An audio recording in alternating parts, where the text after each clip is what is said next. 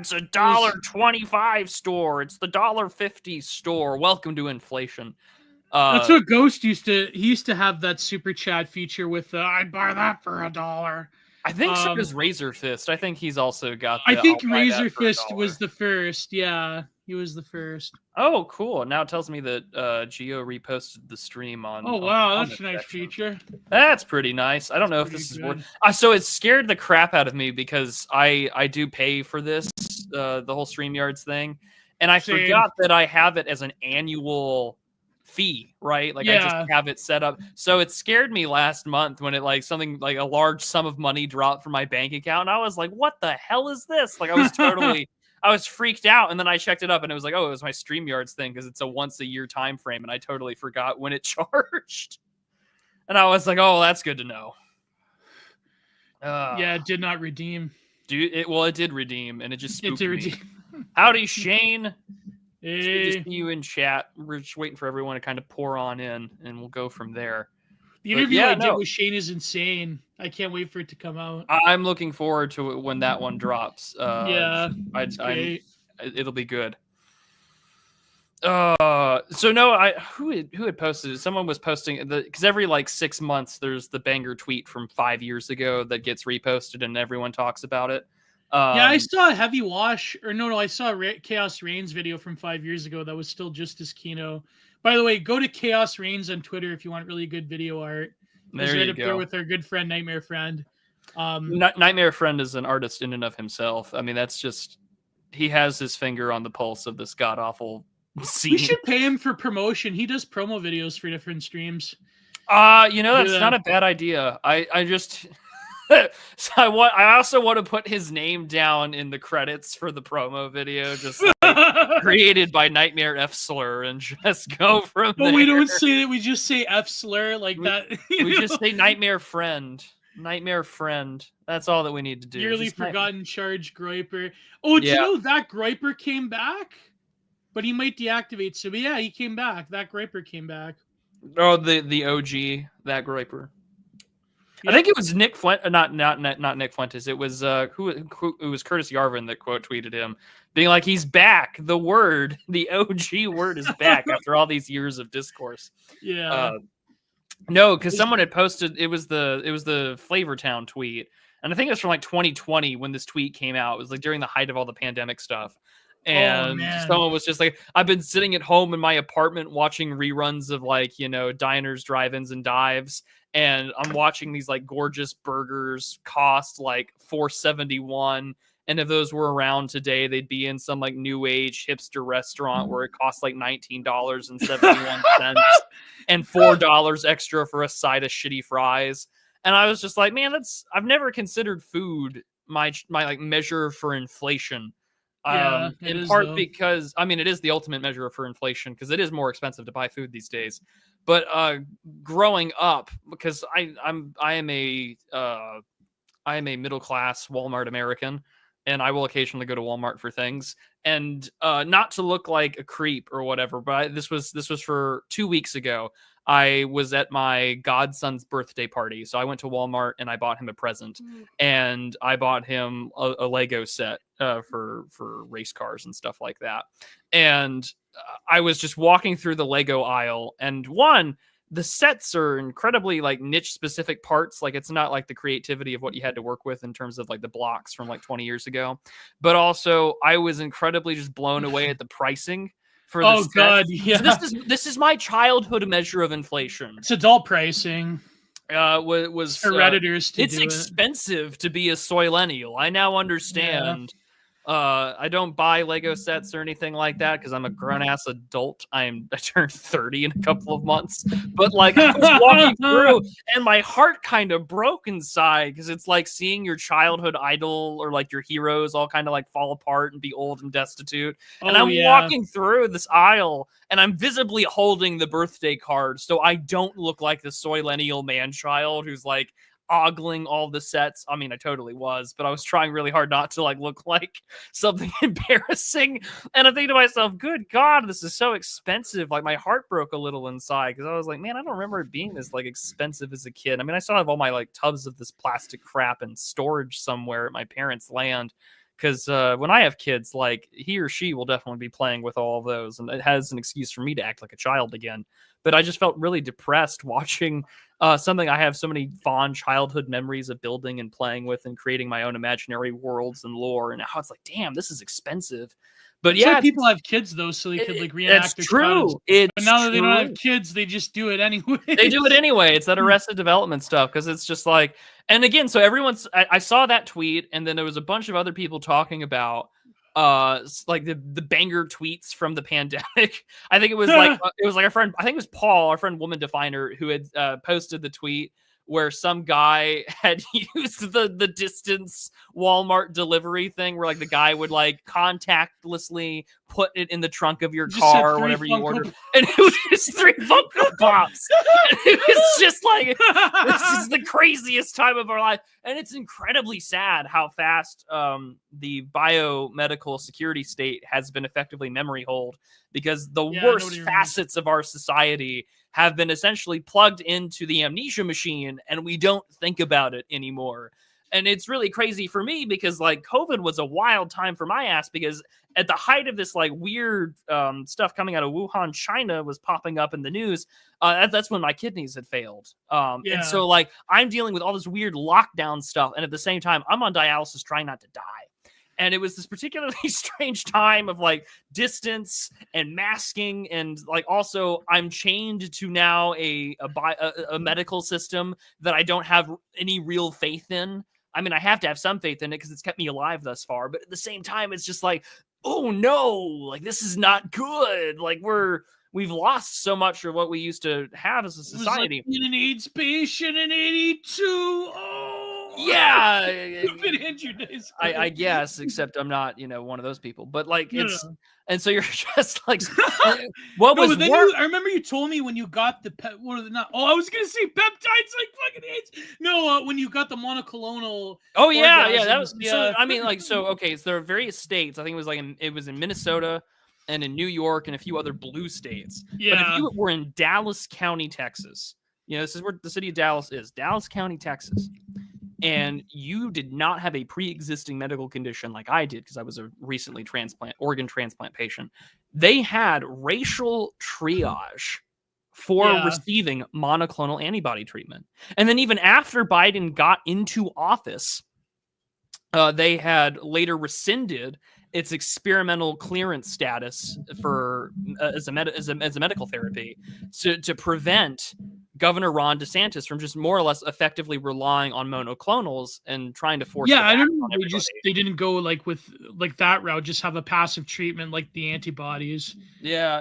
Everyone was crazy at the time. Yeah, remember all those like alt theories people were bandying about like in the first few months, like if it was gene specific, and there's like that crazy thing that like, the Chinese got a lesser version of it, but they gave like a greater one to the rest of the world. And it's like, no, the globalists gave like a worse one to Iran, and they gave a better one to like it was like all these like crazy. I don't know, like we'll never like really know. We will never know the secret to what happened in the early in early 2019 when the leak happened.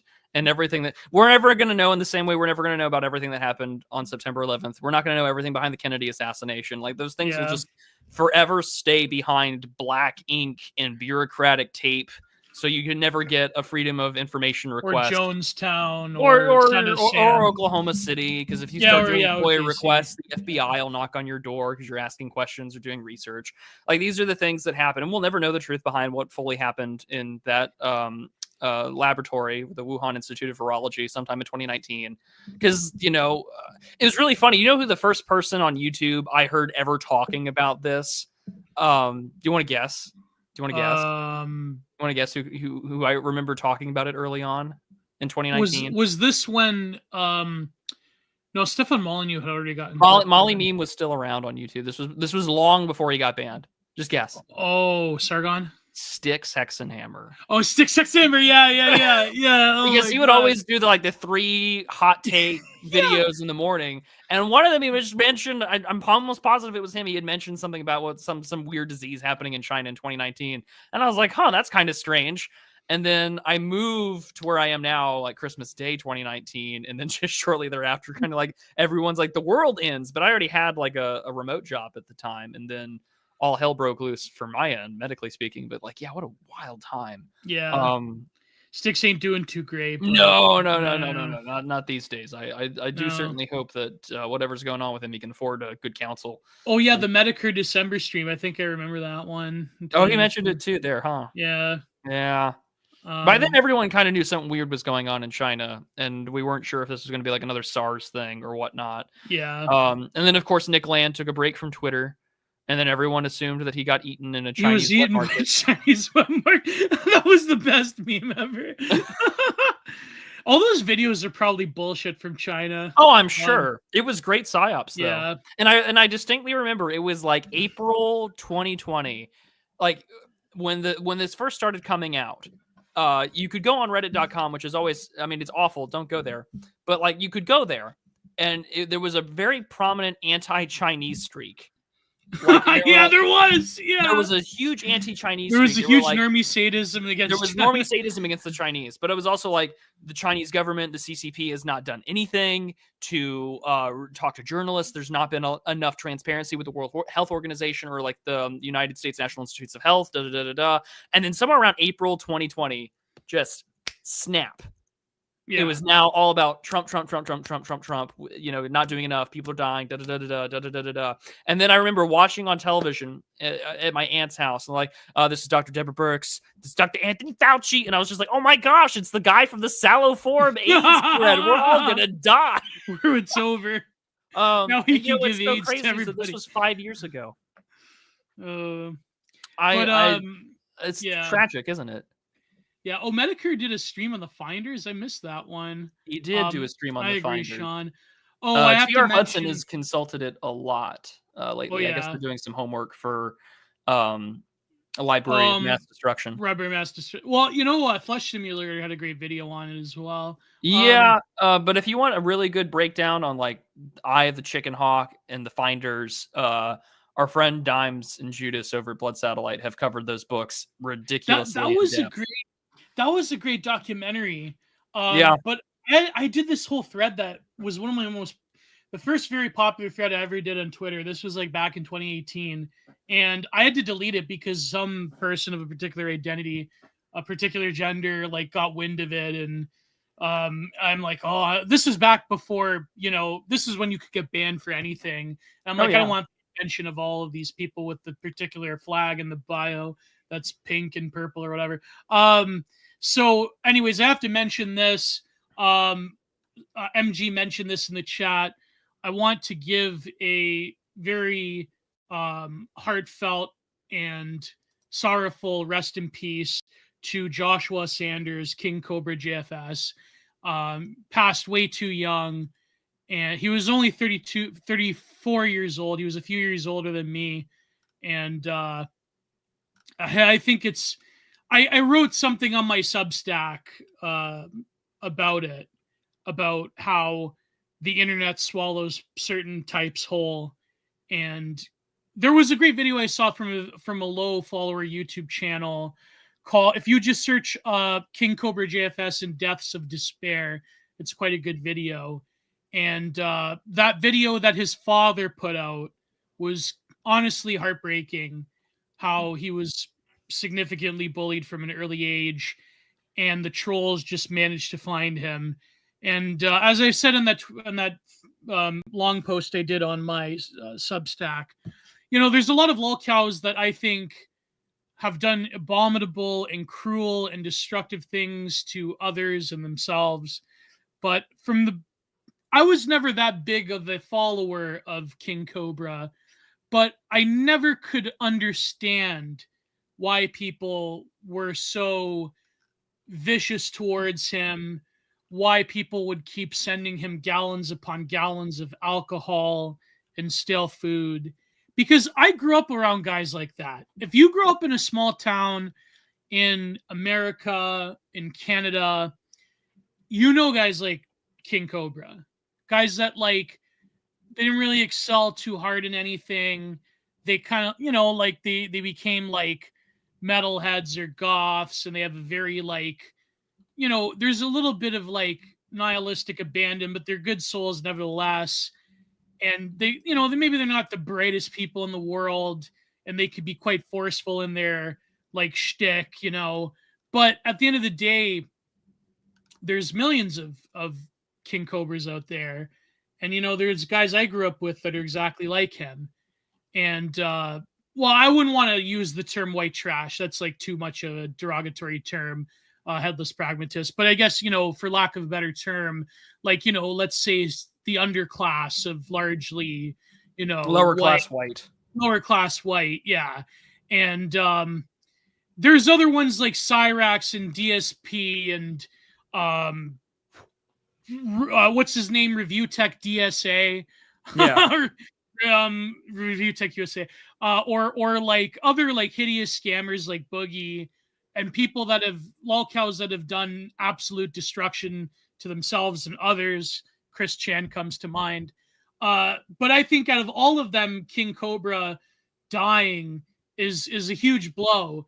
And for all of the people that trolled him, and I think honestly led to his untimely death by egging him on with his alcoholism and so on and so forth, there were a lot of people that loved him and found him entertaining and wholesome. And I think that he was being manipulated by a lot of people, unfortunately, especially that one woman that was with him near the end. And I think like his father was put in an impossible position because I know a guy exactly like King Cobra I grew up with, and I knew his old man too. And when you're a parent of someone like that, I think this video that I referred to called King Cobra and Deaths of Despair, the only option you really have is just to love your kid as much as you can, to help him as much as you can. And if they're intent on living a certain on the edge lifestyle that is not very romantic or, you know, whatever, you know, you're put in a very tough position. And if you look at that documentary of King Cobra that was made back in, I want to say 2018, he looked much healthier. He looked much livelier. And to see his degradation over time is quite tragic and sad. And I was really broken up by it. I mean, I was not a big follower of King Cobra and his lore, but nevertheless, I think that it's really a tragedy. And it's really, you know, people think that because you're a figure on the internet, because you're a lolcow, and like I say, certain lolcows probably deserve it, but others that are genuine human beings that do have feelings and however not not capable of articulating their plight in life. Nonetheless, I think that you don't view them as real people. You view them as bits of information on a screen. And it's when something like this happens, I think, if anything, what good can come out of his untimely death would be the sort of responsibility or recognition of people's mortality, even through the digital medium. And I think that there's other ones as well that come to mind that live very precarious type of existences. That black woman, what's her name, Topeka Chan or something. Then there's other ones. I mean, the classic one, the what was her name? Pixie Tracks or Pixitary. That another woman who has clear mental issues that are being exploited on the internet. So yeah, I feel very badly about it, and I think that King Cobra is with his creator, and maybe he finally got to meet Ozzy up there, and yeah, may God have mercy on his soul. And I think certain people have treated him so disgustingly. It's terrible. That's all I can really say. Yeah, the definition of celebrity has really changed in the last 20 years. That there's no sort of like monoculture for what we consider popular. I was having this conversation with someone earlier today where if you're familiar, for those of you who are a little maybe older than us, Gio, maybe you saw some episodes. If you're familiar with the Larry Sanders Show, I think I'd be able to remember that. Yeah. Which lampooned how late night television worked in the late 90s, early 2000s. And, just sort of, if you watch that show, all of the stars, the celebrities that get interviewed on this fake late night show are all still more or less around. This was like 30 years ago. And nowadays that's really changed because... Oh, was this like the Tom Green show? No, well, Tom Green came later. Yeah. But Tom Green's also like sort of like the first like web show kind of guy too. Oh yeah, that's right. Yeah, Tom Green's house. But no, I mean this was a show like a sitcom that deliberately parodied late night TV. It was influenced David Letterman. So this is a little older, a little before our time. But I mean, it's just kind of strange to think if you go through all the celebrities that show had on and made fun of and they're like most of them are all still around more or less, or still in the zeitgeist kind of, and do movies and things.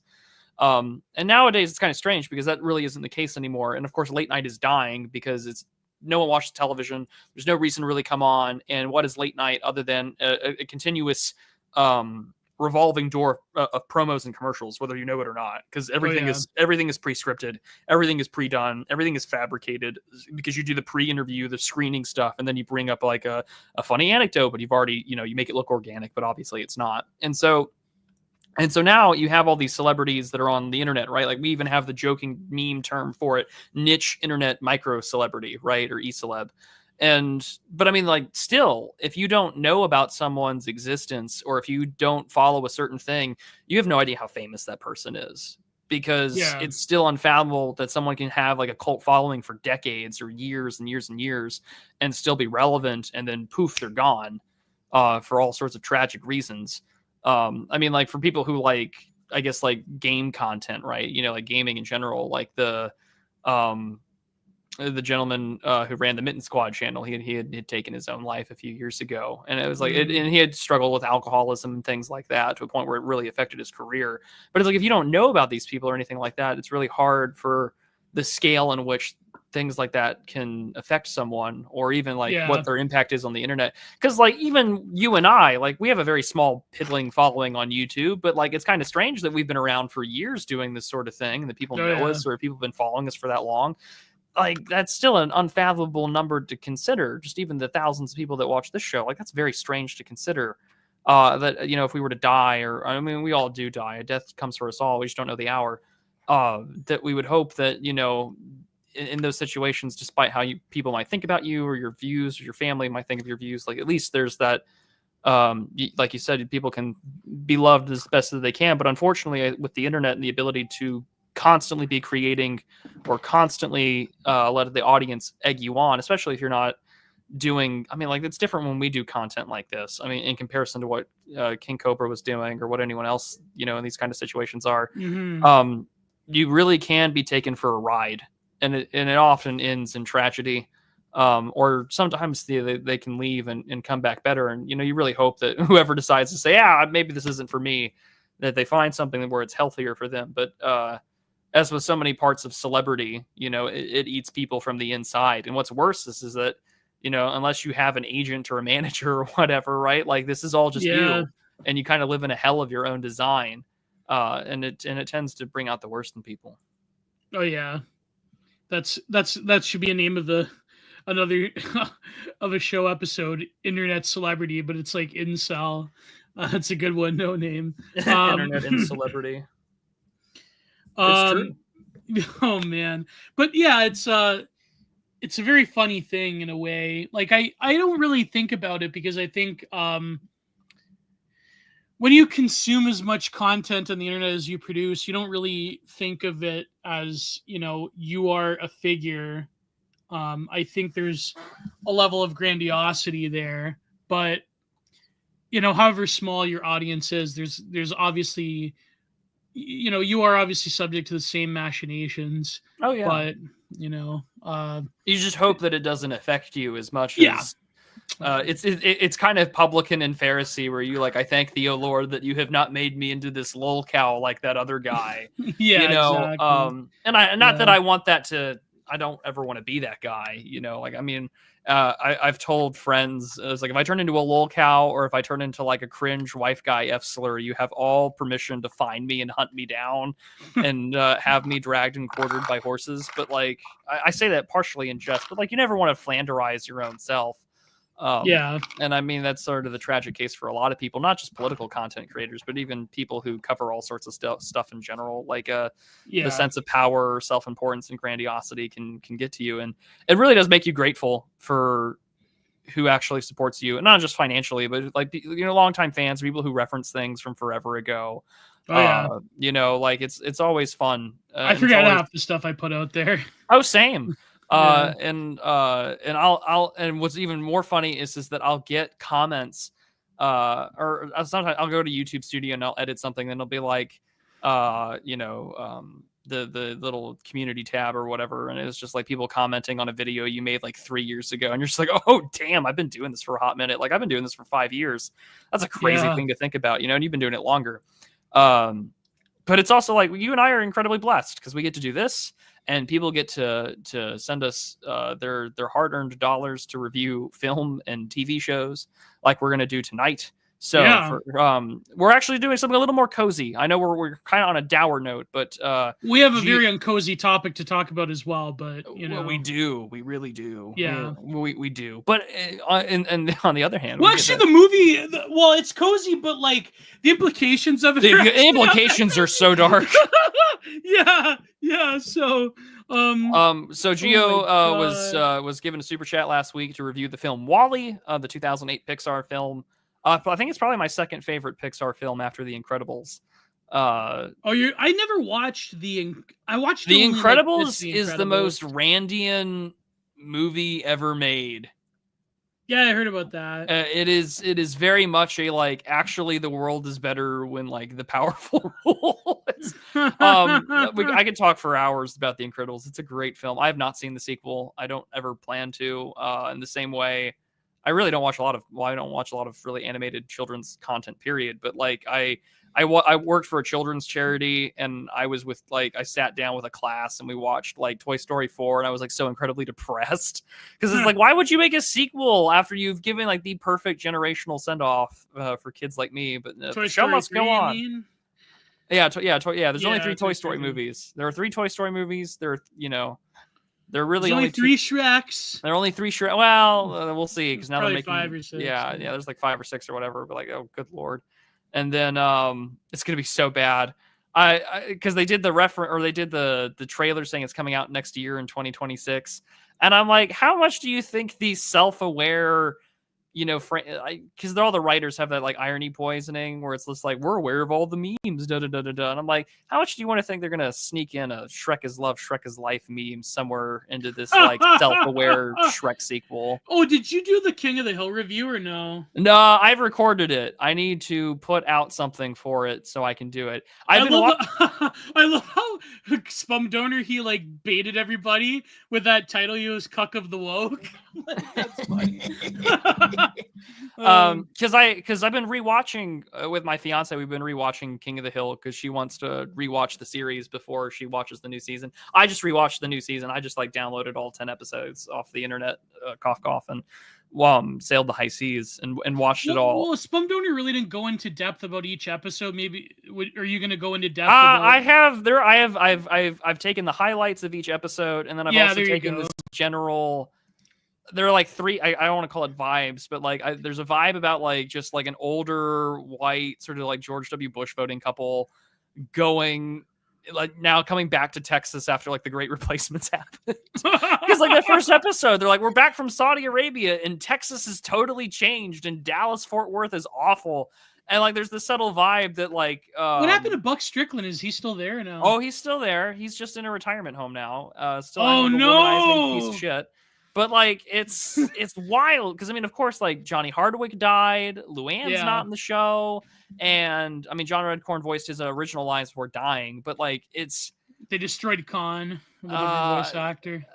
Yeah, well, I mean, they have a funny episode, but it's just like there was this green text going around about Connie where it's like, is this not the most accurate representation of modern woman ever? And I'm like, partially, because it's like, man, because as soon as I saw an article that said Connie is going to be ethically non-monogamous, I walked out of my room after reading the tweet, and I had told my roommate, I said, they're going to make Bobby Hill a cock.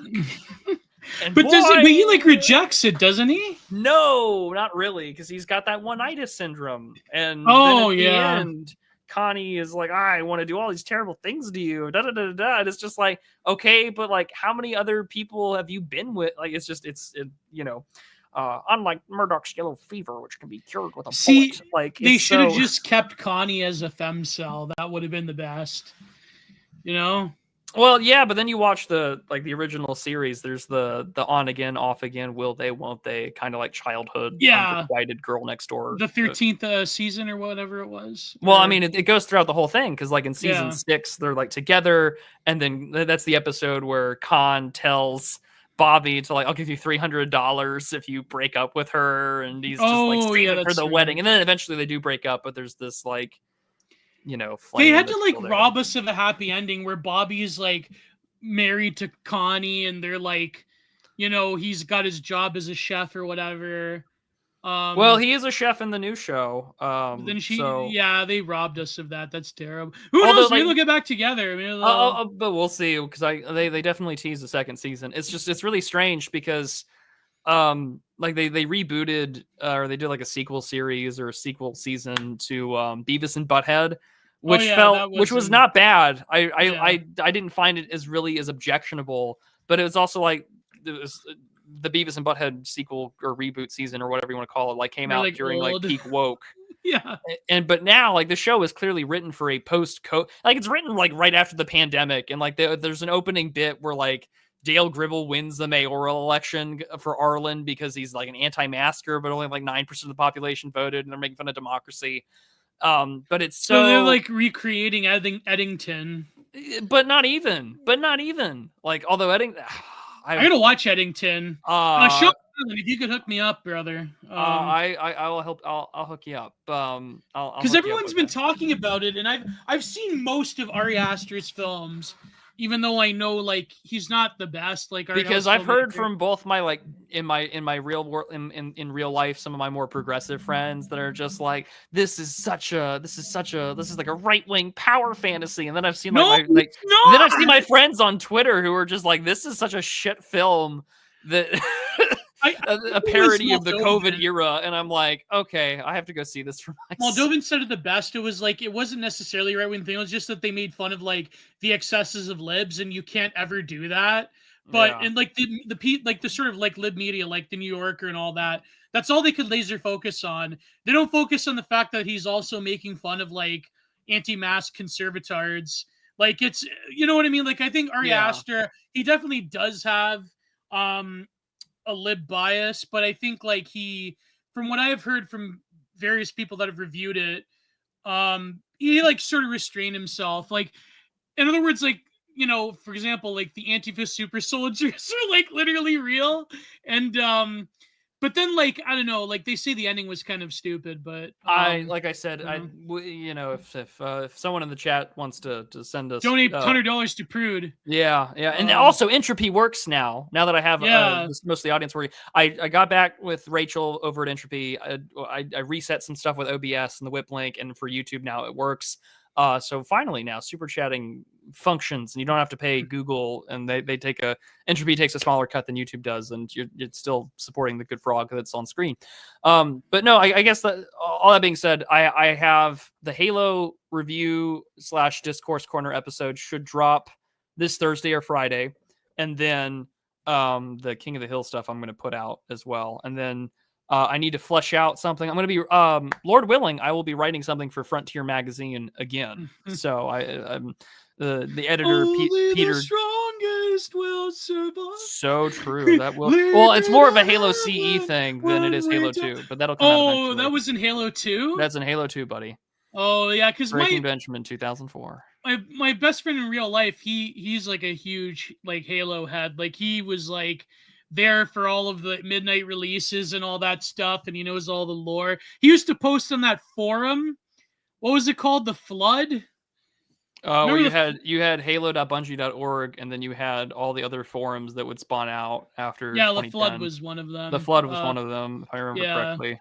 That's where that meme came from when the guy kept posting John Cena, John Cena, John Cena. That was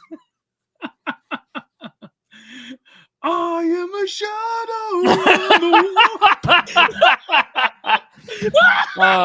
He's getting shots just egging. But like all teenage boys, yeah, I was definitely one of those kind of kids. I was definitely into Halo, but I also read like a lot of pulp military sci-fi. Like like the Orphanage series by Robert Buettner, which is like, what if we took the first book is kind of like, what if we did Starship Troopers, like the movie plot, but we did it with like GWAT era military technology.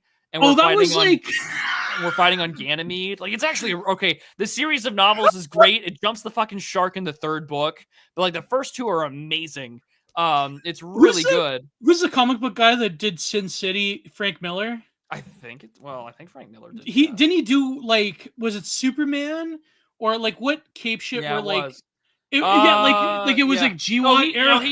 I think he did Superman Year One. I don't remember that came out in. Oh no, that was 2019. But he did like a Bush like Frank Miller's objectivist Superman. Yeah. Hello. Yeah. It's. It was like a woke turd or whatever. It was the Dark Knight. It was the Dark Knight. Yeah, Batman becomes like a George Bush anti-global war on terror super soldier, and like. Like he went crazy after 9/11. I think that's what it was. I need to talk to my he's a mutual of mine, but he's also like an IRL friend who he goes to the same church as me. He's a bigger comic book head than I am. I need to talk to him about like the Frank Miller stuff because he would give me he's the guy I go to for cape shit, but with a chud opinion. Like if I ever need the chud jack opinion for cape shit in comics, I go to him because he's like, oh, and I was just like, I told him because I think one of the underrated characters. I mean, he gets a whole fleshed it out, and if you're big into the animated stuff, but like the Question would be such a fun person to portray as like a right wing character. Because he's like he's the conspiracy guy, and he's the guy with hyper pattern recognition. Like it would be really interesting to see the Question play the role of like a right wing kind of William F. Buckley type of character. That'd be really interesting. Just saying. Just throwing that out there, DC people, DC fans, my cape shit friends. Oh man, enjoy that thought. But no. So instead, last week Gio was given a super chat to review the 2008 film WALL-E from Pixar and Disney. Do you want to take it away, Gio? Oh, I thought we were going to talk about the UK, but we can save that towards the end because I guarantee you there'll be super chats about it. I figured. Send super chats about the UK and the girl. So yeah, WALL-E. It's very funny because on the heels of this, I actually interviewed our good friend Zoomer Schopenhauer about his recent article on carrying capacity, overshoot, and the collapse of the modern world through ecological devastation. And it was quite an interesting article. And I was actually... Yeah, he's been on fire lately writing on his Substack. He's been very prolific. And I was actually going back to reading some older Derek Jensen, his book, A Language Older Than Words. And it's, I think watching WALL-E was really... What I remember for WALL-E, I only remember really towards the end when I watched it over 10 years ago. But the lead up to it is quite fascinating, and the story arc is, I mean, every sort of animation is obviously fantastical, but as a realistic scenario of technological advancements becoming the sort of answer to salvation of ecological devastation, and also the hindrance of man on a very dysgenic level, is quite fascinating. So I think, WALL-E, if anything, is a story of man's alienation from nature and man's alienation from the self. And I honestly looking at modern Disney slop nowadays. It's quite fascinating that this actually got greenlit. I know at the time the discourse, I remember, was sort of you know, your typical like conservatard, like, oh, this is like environmentalist agenda. But I think like when you actually watch the film, um, it's yeah, it's quite something else. So the nuts and bolts of it are that man is about 700 or so, more or less, years into the future. Most of the human population has been jettisoned into these space pleasure crafts. And even in the Wikipedia page, it says it deals with consumerism, corporatocracy, nostalgia, which is a very, very interesting element, waste management, human environmental impact and concerns, obesity, sedentary lifestyles, and global catastrophic risk. Or as a lot of these like modern pop philosophers like Nick Bostrom talk about, existential risk. Yeah, Meaning the risk, vulnerable world hypothesis theory. Yes, yeah, that comes from a long list of ecological thinkers such as Buckminster Fuller comes to mind, and you know, his thesis of Spaceship Earth. Yeah. So man is 700 years in the future, and they're on these pleasure cruise, massive behemoth ships that are self-sustaining, that are run essentially by AI and robotic life. And man has become so sedentary that they are literally blobs on automatic chairs, and nobody can walk anymore. And what I really found fascinating was that I guess they're still like children being born. Yeah. And I guess there's some kind of like, I guess you could say repopulation program, sort of similar to that one very weird sci-fi dystopian movie. I forget the name of it. There was a series of numbers. It was a code. The one with Robert Duvall, where they're on the underground base, and it's sort of like a dystopian society. And he has like the masturbation machine that like comes down from the wall, and he sees that woman dancing naked. So I'm assuming that because I like how the first thing we're going on here is just like Gio's is like, yes, mankind is just the animated film, and there are babies, and thus we must explore how these fat fucks if they can't move, like, I mean, they can't even move. I mean, yes, THX 1138. Yes, thank you, Sean Weiland. Yes. Rhymes the Demolition Man, only with obesity. Yes, exactly. Yes, yeah. No, but that's what I mean. So, someone asked me, "Is like, is this an uncomfortable film to watch?" I go, "Yeah, kind of." But no, I think that it's not for you. Oh well, come on. Not you, not you. I'm yeah. No, I know. No, but the thing is, like, it's very fascinating how instead of the AI program or the sort of robotic overlay controlling humanity, because it's discovered that the captain's not really in charge. It's the autopilot. It's the ship AI. Yeah. It's very much playing off of HAL from 2001: A Space Odyssey. Yes, exactly. But leading up to all this, Wally is a garbage bot. He's one of the last garbage compactor bots. I think they all just work themselves to death. Yeah. Like that's how much like waste and pollution and scrap there was on planet Earth. But I guess 700 years into the future, the planet was sufficiently clean to harbor green environmental life again. And so Wally meets Eve. Eve is a robot that is consigned to scan the planet if there is any organic life. It's Spoiler like, imagine alert. An Apple product that's sexy. Yeah, that's a girl boss with a gun, laser gun attachment. So then it's discovered that the HAL AI does not want to go back to Earth. Spoiler alert. And there's a big conflict of trying to get the example of organic life, this spud plant that's been growing in the ground that is discovered by Wally. Wally befriends rather Maxon Eve, which is very funny, those scenes where he's trying to like hold hands with Eve, because Wally has this this sort of like what would the equivalent be, like a BTR, a larger machine, like a track machine compactor that he lives in, that's filled with these trinkets and baubles of a world of the past that he does not recognize or understand. And he plays this old-timey, like 1950s video of people singing and dancing. It's like one of these it's Hello Dolly. It's Hello Dolly, yeah. And he's desperate for, as a true cell, as a sensitive young robot. He's desperate for a love interest. Lo and behold, he discovers Eve being dropped onto the planet. Nearly survives, barely survives a rocket launch, right, of putting Eve on this planet. And then he tries to slowly mac on Eve, and Eve almost shoots him. But then, like, they eventually fall in love, or as much as robots can fall in love. And it's quite a very touching story. And he finally has someone to dance with. They dance out in space.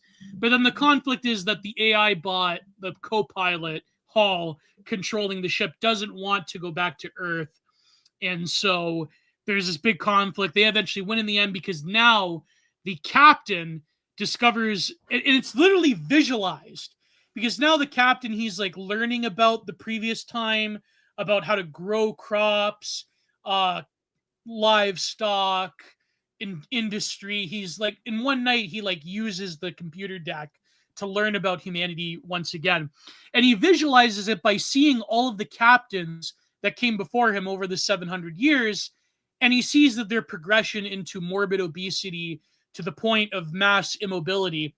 And he finally gets up. He beats the Hall co-pilot. They plop the plant fig into the machine, into the core of the computer program, and then they all arrive back on Earth, and they live happily ever after. They show them growing crops. I'm assuming that the humanity has learned once again to walk and to do physical labor. And it's quite an ingenious, I think, picture into the arid, ecologically devastated future that sort of, in a lot of other sci-fi films, one that comes to mind, which I think is quite a brilliant film, is Pandorum, which is really a mythological film, similar, not as profound, but similar to 2001: A Space Odyssey in terms of a sci-fi film that is both sci-fi and, I would say, a metaphysical film, because there's this whole mythology of these creatures that are roaming this Pandorum ship, and they discover that Earth has been destroyed, and so on and so forth. Highly recommend that film, Pandorum. But it reminded me of that because it's sort of like a spaceship that is of the last of humanity in a world that's destroyed, but instead of promoting a sort of next man a la Zarathustra, where the coming man will be equipped for space travel, will venture into the stars, man is really stuck in this sort of continual off-world exoplanetary stasis of consumerism, excess, obesity, and really it really goes against, I think, the economism of, capitalism from the 19th century onwards, in that those capitalistic overfaces of cheap and easy food, consumerism, slop, those things are actually more regimented and well-regulated of a sort of containment of bare life than any sort of communist dystopia. And they're all being run by AI. They all have their super big gulp shakes, and they all go to the central slop hub like a bunch of pigs, going to the trough. And they're all like on these carts, so they don't have an ability to walk. But then it's really a sort of humanity rediscovering itself when the Earth has healed at the absence of humanity. And so, unlike a lot of more mainstream environmentalist sentiment that can border on a sort of cosmic pessimism, WALL-E is really a story of hope and human ingenuity and humanity finding a way in a sort of amnesiacal state of being caught within our auspices of consumerism and gluttony and a world that's been destroyed by our own excesses. And the captain then discovers that the president, who is played by, what's his name? Fred Willard, and he's not even the president. He's the CEO of a massive Walmart-esque corporation.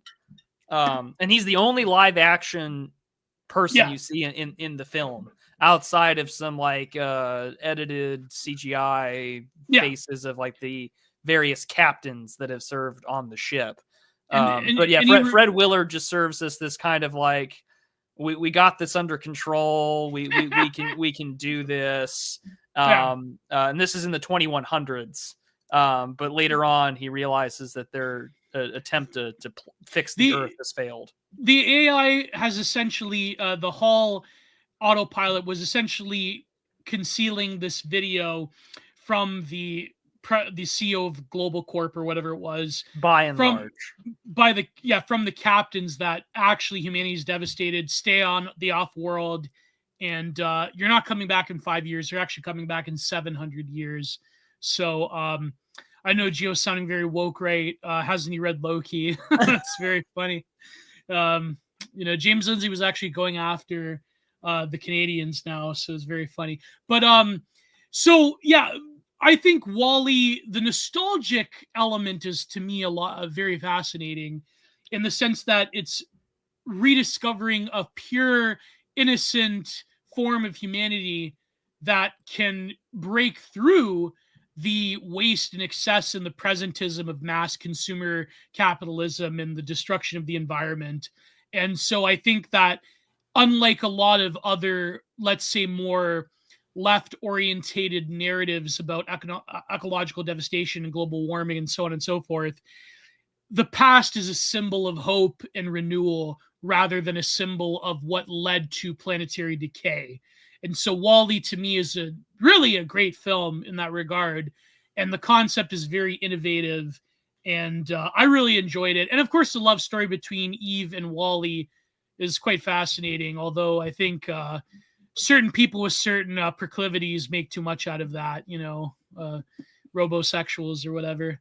But you're not going to let your daughter marry a clanker. Oh God, the clanker thing. The robot slur discourse, which for me is funny because it's just like, so we're gonna take a quote unquote slur from a Star Wars animated show to now be the voice of robophobia. And yeah, that really is Reddit. Yeah, it truly is. So this is the racism. So this is the last film from the famous Pixar lunch of '94. Where then John Lasseter, Andrew Stanton, Pete Doster, Joe Ranft when this is when they were working on Toy Story, and this is the famous launch that everyone likes to cite, where it was basically Bug's Life, and then Finding Nemo, and all the other films. But this is the last one that gets discussed, which is WALL-E, which is the question of what if mankind had to leave Earth and somebody forgot to turn off the last robot. And that's sort of your what if question there that gets asked. And it's really, I quite like it because our world that we're introduced into is a very urban, trashed environment, with WALL-E living in this little giant sort of like tank, or think of like the elephant from Halo 3. Yeah, it's like a BTR. He lives inside this like armored personnel thing, this carrier. It's his little home. His only friend is a cockroach. And of course, because that's the only thing that'll survive the end of the world, right? And he's just surrounded by strewn of corpses throughout the cityscape of his compatriots that were assigned hundreds of years ago to clean up the Earth, and hopefully mankind could come back afterwards, which obviously did not take place. But he's still doing his job. He's still making his little cube boxes. He's recharging in the sun. And he's got that weird, he has a nostalgic love for Hello Dolly, and he's alone. He's a sensitive he's really a sensitive old robot. But no, they left environmental cleanup to a corporation. That's never good. Yeah, that we privatized environmental cleanup, and it failed. We have an army of robots that would slowly break down, and no humans to stay on to watch over anything. And there's huge compactor trash piles everywhere. There's like skyscraper level. Yeah. There are piles of these little metal chunked up cubes of garbage. And the cities themselves, the skyscrapers have become the foundations for these large megalithic structures of landfills and just dumped up cubes of dirt and trash and plastic. And he's the last one left that we know of, because we're only given a very small portion, presumably somewhere in North America. By and large, the corporation makes you eerily reminded of Walmart. Feels like Walmart, looks like Walmart. Fred Willard plays, this kind of stereotypical president of the earth, but it's a corporate, leadership kind of role. The family controlling the earth. Yeah. And meanwhile, what's left of humanity floating around on the ship called the Axiom is fat, morbidly obese Americans with their big gulps and their soda. Like, it's very on the nose. Amerifats, yeah. Yeah, the Amerifat meme is there. I think about who was the artist who did the like fat guy who is his body is now the couch, and he's like a giant flesh couch, and he's like up to an IV of Dr. Pepper and Big Macs and shit. Who did that? I don't know who did it, and I was trying to Google it, and then instead I tried looking up like flesh couch, human couch art, conspiracy human couch art, and then I kept getting schizophrenia and human furniture and some other not safe for work stuff. And I was like, okay, I'm done Googling. I'm not interested. I'll see the meme or I'll see the image and I'll just understand and I'll just save it and reverse image search next time. But yeah, the world becomes India. Oh my god. Fraser Payne, is that you in chat? Who would have guessed? Oh man, the Indians are really going crazy over the truck incident. Yeah, they are, and I just find it wild that Sherdog, was that the artist? Volpes? Is it what's it called? Sherdog. Maybe I'll go look it up. Sherdog art. I'll go see if I can find it. I don't know. I'm getting a lot of things referring to Dune. If I see it, I'll let people know I'm not crazy. But I mean, it's a fun film in the sense that, I mean, like, it's a children's film and whatnot and all that jazz, but also like it's they've degenerated into helpless obesity due to microgravity and laziness, with robots catering to every whim. Which is true, right? Because I mean, the captain doesn't do anything, everything is automated, man doesn't have to do anything. And there's almost this like glass bees argument or reference that you could make out of this, because like once we've automated everything, we don't need to worry about life. And so the natural order of things falls apart. And even like human intelligence just falls to the basement as well. Oh, like, yeah, because people just consume. Yeah, everyone's an idiot. And of course, I mean, the most human characters on this entire ship, of course, are Wall-E and the robots, because they're the most animated. They're the ones that get to have actions. There's a lot. The film is incredibly visual. I mean, it's very pretty. Yeah. And at the same time, right, like the robots are the most human characters because they're the only ones that have actual movement and that are animated and aren't fucking 500 pounds sitting on their like floating hovered couches and their auto masturbation machine. Like, it's the Owen Cyclops comic where it's like, Cyclops shouldn't we do something? And they're like, let people enjoy things. And it's like, that's basically what it is. But why would the AI let them get so obese? Like, wouldn't they just mask like healthy nutrients in the slop?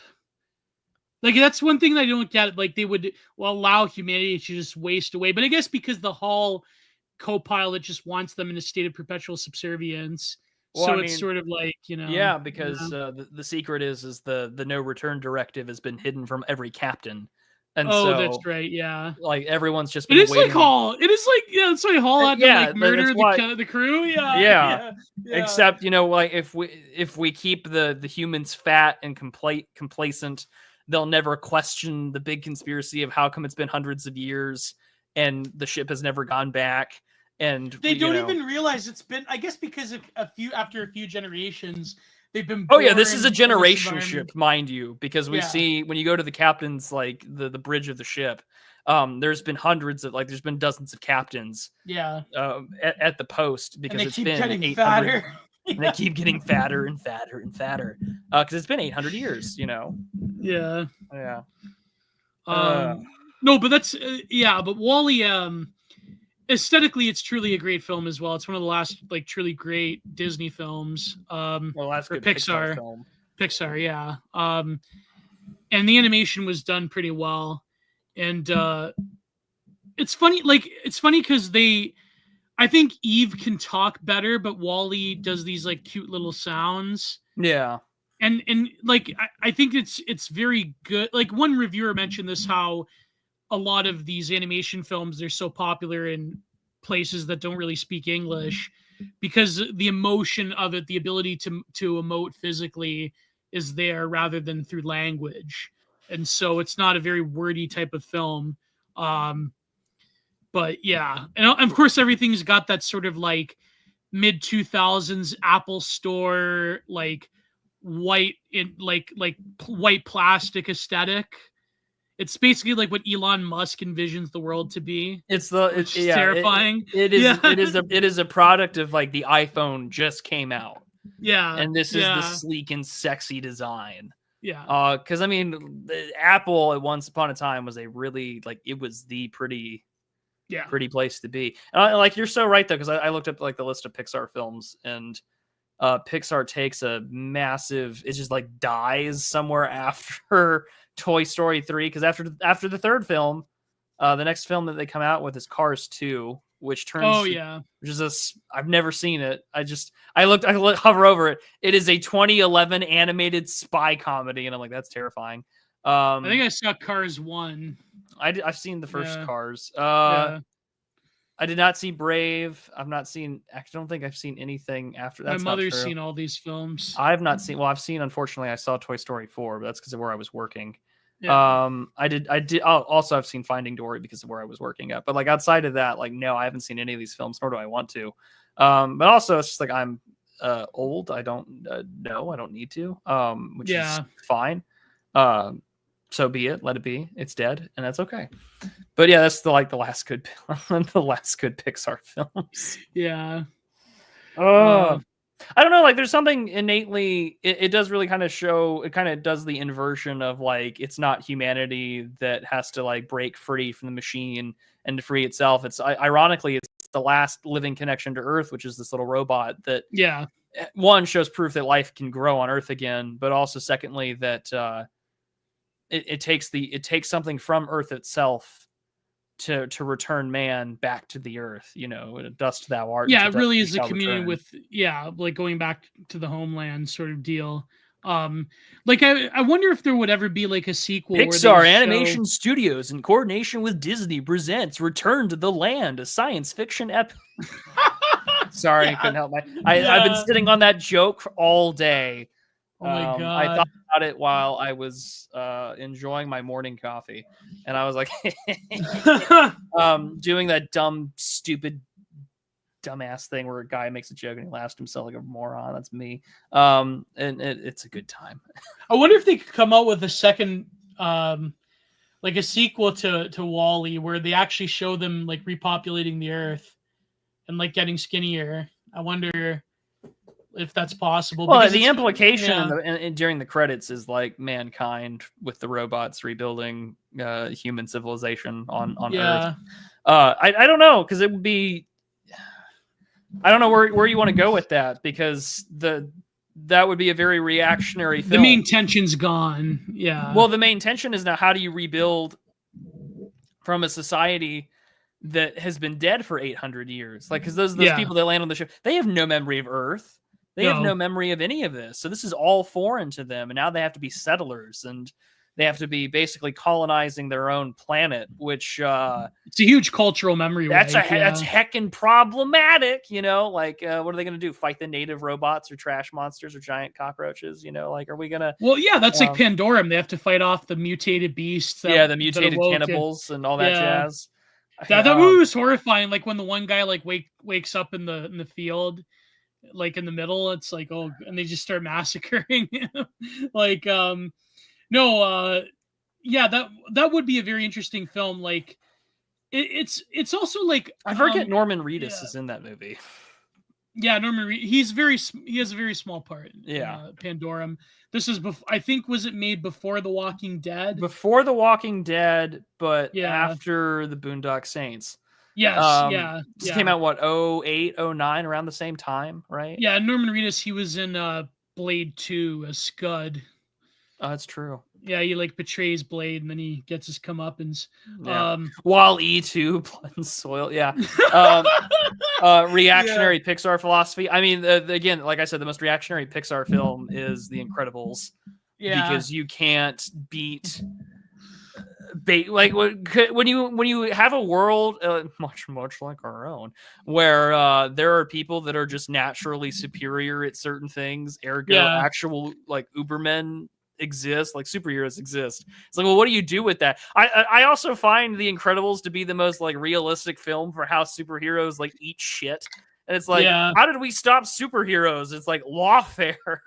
Because that's how Mr. Incredible gets all this shit started, is he saves a guy who tries to kill himself, and the guy sues him for personal injury. Oh, I didn't know that. I was going to take my own life. You stopped me. I was saving your life. And it's just like, it turns into a courtroom drama. And then the American government's like, nope, we're outlawing superheroes. We're done with this. Yeah. And I find that to be the most American way in which this kind of like 60s retro futuristic sci-fi world exists in, where it's just like, yeah, superheroes are banned.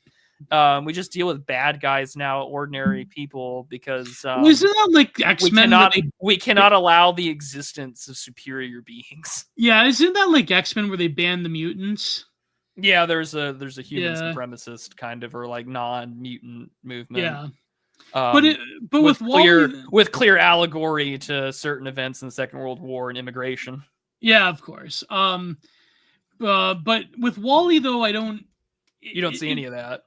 Well, it's also like a good balance that it doesn't devolve into like the very simplistic Black Mirror, like technology bad. Because like clearly a piece of technology is has more humanity than the actual remnants of humanity that are like in their obesity chairs, and it's quite interesting that way. Like I don't know, like I think when you have to realize, like in this era, as a millennial, like we all, like the documentaries, like also what a fitting time to have the film, this post-apocalyptic corporate economic nightmare, release during the height of the financial crisis.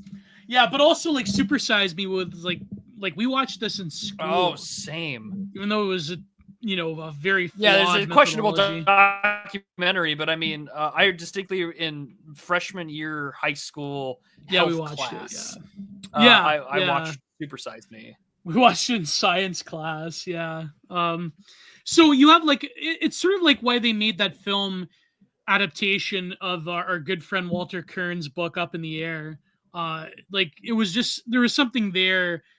There was like heavy anti-corporate sentiment that the 2010s essentially destroyed.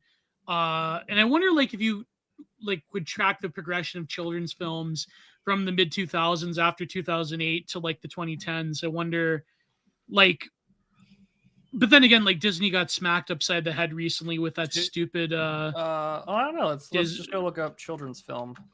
I'm now going to 2009, right? Because like, what's that one that failed, Snow White? With the but I mean, it's the live action stuff. I'm now looking at the animated stuff, like 2009. Oh, that's another good. Well, that's true.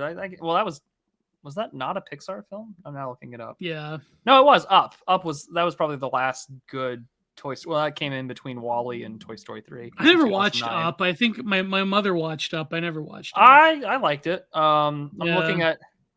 Did Randy Newman do the soundtrack for Up still, or no?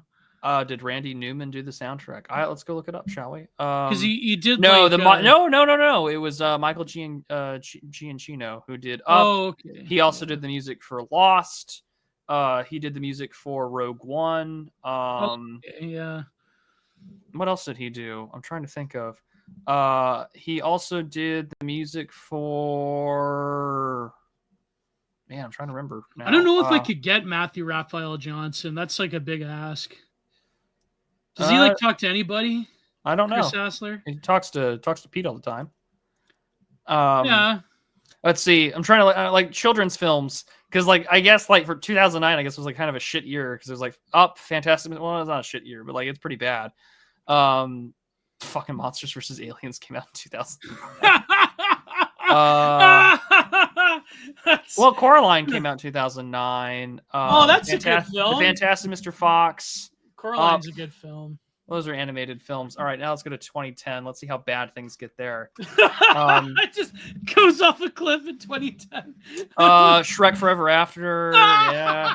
Toy Story 3 comes out in 2010. Okay, that's good. That's good. Yeah. Arrietty came out in 2010. When did Avatar come out? 2009, good sir. Well, there you go. Like, it seems like pop environmentalism had like reached its peak in the mid 2000s. I feel like a lot of it. Oh, I mean, because the culture is always going to react, or like the monoculture of the time progressively is going to react to whatever you make of, I don't know, like I guess the world at the time. Yeah. So in this case, it's going to be what's the word I'm looking for? It's going to be just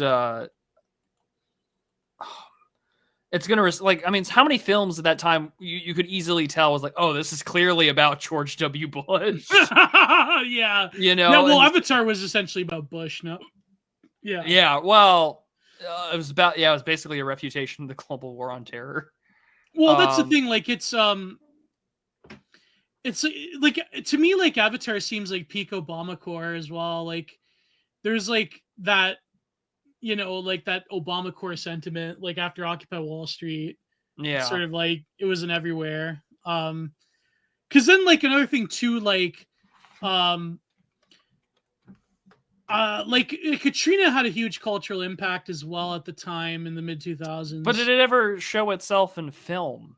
Because I mean, like the only film I can think of that there's a few films that are like, well, yeah. What's the biggest one I can think of? Well, there's that one with I think he's dead now. Hold on, no, it was 2004, which was definitely a big FU Bush movie, I guess, The Day After Tomorrow, where it's like, see, the global north will shit. We watched that in school. Yeah. Oh, District 9. Oh, yeah, that came out around this time. Oh, District 9. Yeah. Well, that came out in what, 2011? I think so. Yeah. I could be wrong. District 9 was like peak Obama core. Yeah. Really? Because I don't know. I've never thought about it that way, in that regard. Well, you know, we have to sympathize with the aliens. Yeah, but I mean, no. I mean, honestly, realistically speaking, I feel like that is exactly what humanity would do. Yeah, of course. If aliens came and they're like, oh, we're doing this. And it's just like, well, why are we doing this? And it's like, well, because we have to. Yeah. You know? Well, I think like Killing Them Softly is one of those films where it's like, if it didn't have like the Obama speeches, like it just would be a standard mafioso film. No, because the film literally opens up, like Killing Them Softly literally opens up with it very much being the recession. Yeah. Like you can't really like even the mafia is like even the mafia is just like, yeah, this sucks. Yeah, you know, they can't do anything about it because it's everyone understands that that's kind of just how bad things are. Like we can't do anything about it, and that's okay. Everything decays. They're in like wasteland Rust Belt America. Yeah, James Gandolfini's like the old ancient gangster that loses himself. It was quite a sad film, actually. It was quite a sad film. Yeah. Yeah, Chris Hassler, Undertale was also peak mid-2010s. I heard about Undertale. I never like played it or watched it or whatever. It is not a game I've played either. Nor do I want to, actually. But you know, that's life. That's fine. Yeah. That's okay. I don't want to know. Good Lord. That's a time we'll never get back. We'll never get it back, kids, and that's okay. You'll never get it back. You'll never get it back. But I wonder like how this tracks with Day After Tomorrow and other like ecological films like what was that called? Impact, where it's like the Earth is getting hit by asteroid. But that's the same kind of film that came out right at the same time, where it's like a clone following Armageddon. Yeah. And Deep Impact starts with more of a political scandal because they're like, oh, maybe it's like an affair because there's this like LE thing or LEO thing, and it's like, no, you're talking about like LEL, like Ellie. It's not that. It's an extinction level event because it's not Bill Clinton. It's an asteroid. Yeah, it's not. It's not Monica Lewinsky. Yeah, it's not a blue dress. It's a big blue rock from space. Doesn't Monica Lewinsky have a podcast now? I heard. Yeah. She had Ashley St. Clair on, or so whoever. when you really want to call her daddy, I don't know. Yeah, it's really cool.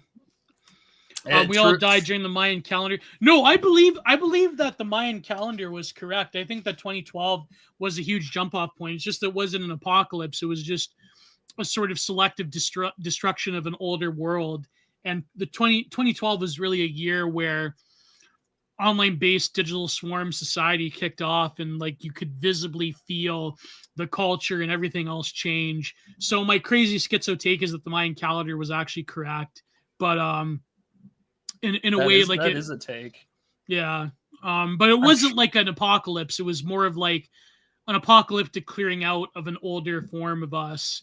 And I think like 2012 is really when the 2010s kicked off and when society fundamentally transformed. And the only comparison I could think of would be like the 60s, although it was like a much more stupider and sloppier version of the 60s. But nevertheless, I mean, the Mayan calendar predicted smartphones. Well, that's when smartphones really like gained prominence, was when people could really afford them, was from 2008 to 2012. So that's when, if you could call that an apocalypse, I mean, but a coal-pocalypse. Yeah, coal-pocalypse. But Wall-E, it's very interesting how it also, along with like I was saying, like the physiological destruction of man, also predicted the cultural and rational informational destruction of man, because you would figure if humanity was enclosed within this massive series of spaceships, I'm assuming there's more than one spaceship. Maybe, but we're not told. We're just given the one. Well, for sake of like film convenience, sure. Yeah. We're only given one. So you don't have. Can you imagine like still like your grandchildren's grandchildren is still consuming the media and the slop that you consumed? It's like there's something so fundamentally. Well, we kind of live in that world now. Yeah, true. Yeah, like I don't think like, well, we live in that world now because of like the boomer truth regime and because boomers have a way of capturing youth culture, but in such like a fundamental way in which. Well, nothing that else we also just live in a world where like there's the franchise fatigue, but it's also the only thing that makes movies, right? Like who did right. There was that I guess like a study or just someone did the numbers, and it was like there were only like X number of like quote unquote original films that came out. And like 2 of them were like sequels, and like 3 were like original scripts or based off of a book or whatever. Yeah, and it really does kind of go to show how kind of Eddington was things one are. Of them. Yeah, right. But even then, and Ari Aster has been around long enough that he can kind of get away with doing an original script and not care. Yeah. That's not for us in the sense that like, oh, this is definitely more of an art or like a statement project than it is like a blockbuster, Right.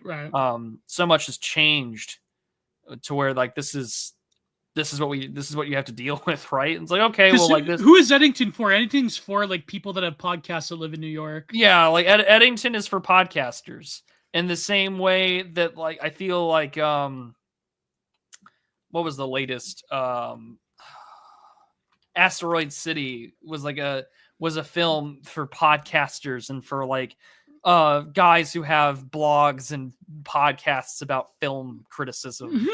Like the only person I really watch for film criticism these days is Kino Corner, and like that's about it. Yeah, or Obese Goth. Yeah, and that's and that's about it. Because I just don't bother. There's a whole genre of like this, like A24 slop that's basically just designed for podcasters.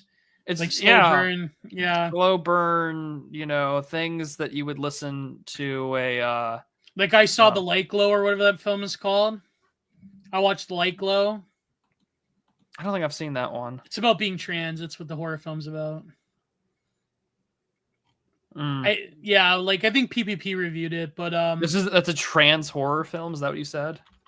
It's like, it's like I saw the light glow or something like that. Oh, I saw the light glow. Yeah. Oh, I saw the TV glow.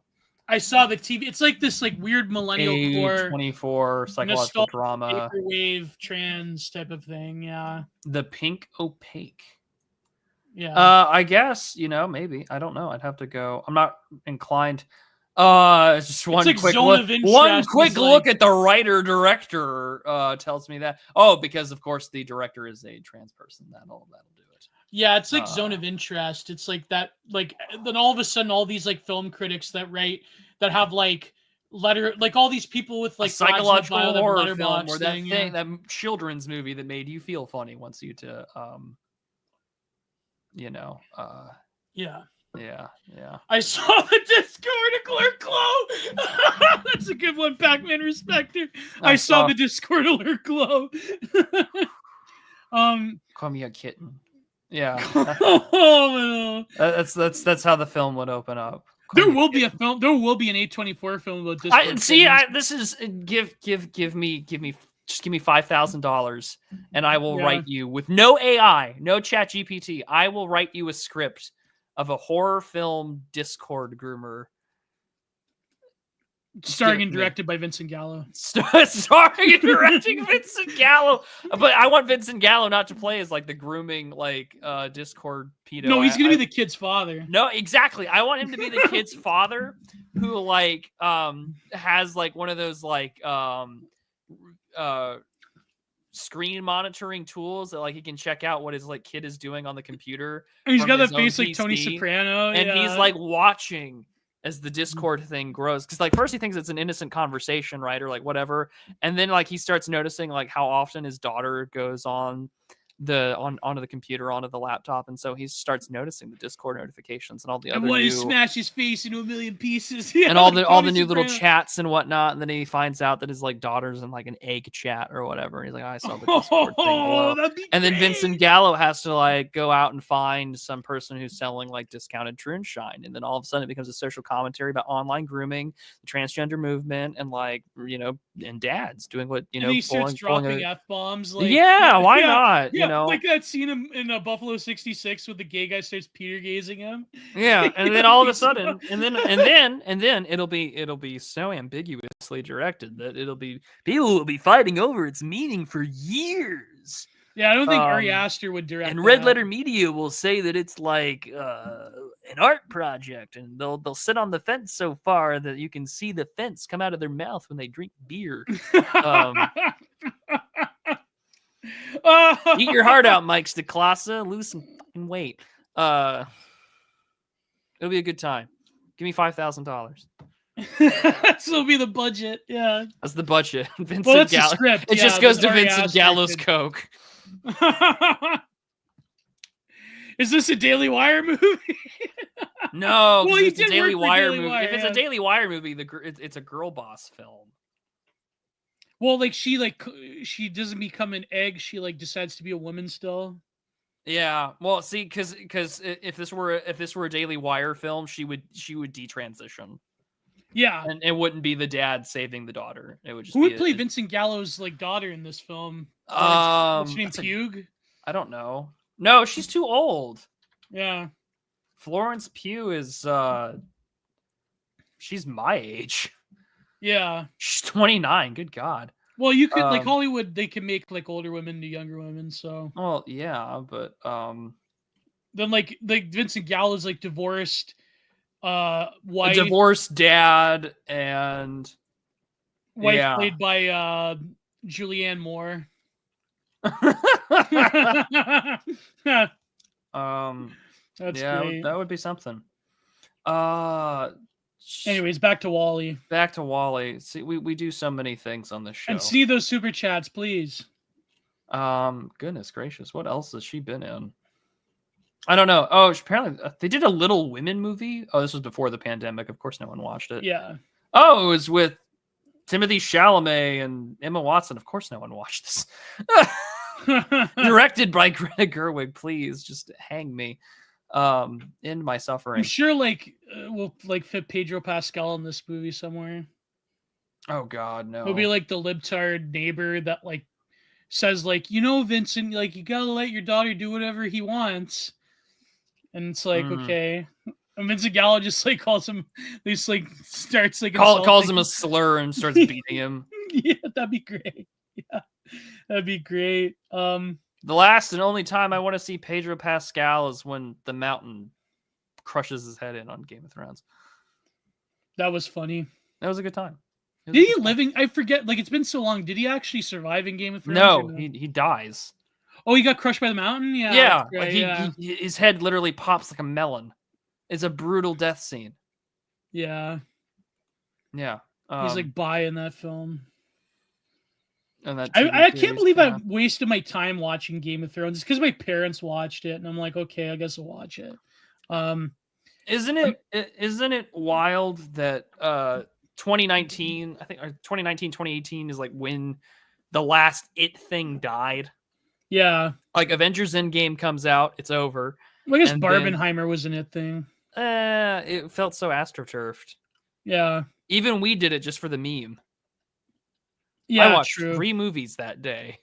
Oppenheimer, Barbie, and the Venture Brothers film that came out. It was great. And the Venture Brothers film was the best movie out of all 3, baby. Go Team Venture. But yeah, back to WALL-E. I mean, like I find the film, it's strange to go back and watch like a children's film years later, because like I distinctly remember watching this in theaters when it came out. Oh yeah. With like my parents, because like I had 2 younger brothers. We all went and go saw films. Did you watch it with your younger brothers? We watched it as a family. We went to the theater. Oh wow! And we watched. Yeah, the things that happen as an intact middle class white family. Although it was really funny because like I saw Dave Green post the other day about film, like people like Americans that clap at the end of things, and I'm like, I've never really seen that happen except for one time. The only time I have ever seen like a theater clap at the end of something or during the movie was during I want to call it a premiere, but I saw with my dad The Astronaut Farmer in like this theater showing.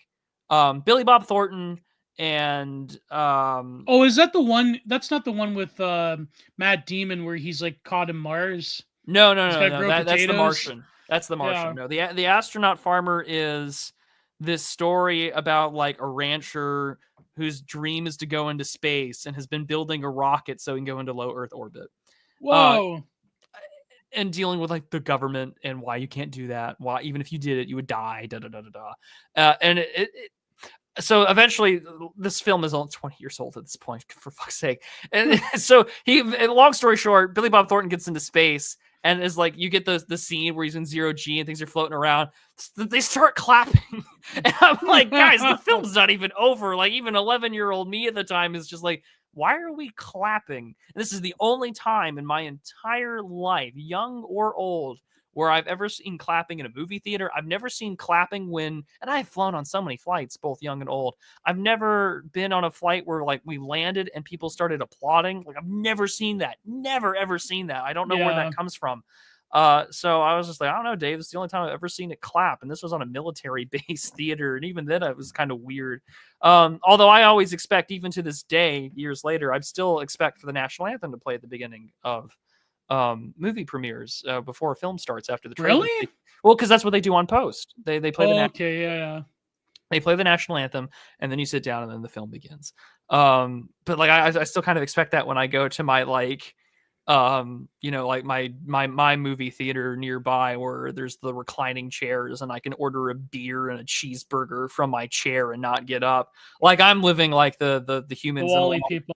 Fat fucking recliner eating nacho cheese and like it's truly like theaters have become like a very weird soillennial experience because I guess they're the only ones with like enough disposable income for treats. Like we want to have the treat discourse again. The only human beings that will get to live like WALL-E human beings on the Axiom are millennials. Yeah, but theaters is such a scam, man. Like, I ain't paying $17 for a hot dog. Like, come on.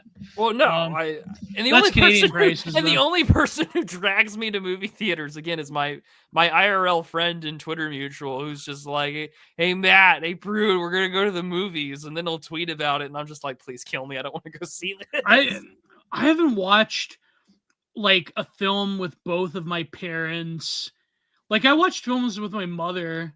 Like, we went to watch 28 Years Later together. And she actually quite liked it because I forced her to watch 28 Days Later. Mm-hmm. But the last time both of my parents, I think I saw Godzilla with my old man. But the last time I went with both of my parents was we did our like Canadian patriotic duty. We watched Passchendaele, but it was a terrible film. Like, I was so like, whatever happened to that guy? What's his name? He used to do all those Canadian films because I think he got like culture grants from the CBC. But Passchendaele was not a good film. It was not a good film, although it like had an interesting premise. But it was like the Canadian film. This is a World War I film, I take it? Yes, it's World War I. Yeah, but it was kind of like too ham-fisted and fantastical, and it was not, the pacing was all off. Oh, that's tragic. Yeah, it could have been a great film because there's not a lot of really good World War I films. But yeah. Do you know Fallout 2 mod that gets funded by the Canadian government and as an art project? There's a Fallout 2 mod that got funding from the Canadian government. Oh, I will send you the link, Gio. There is a very strange Russian man that has covered that for you. Oh my god.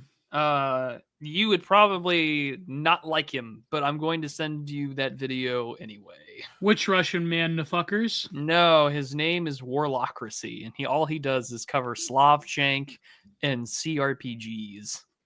Well, he hasn't been sent to the front yet. Wow.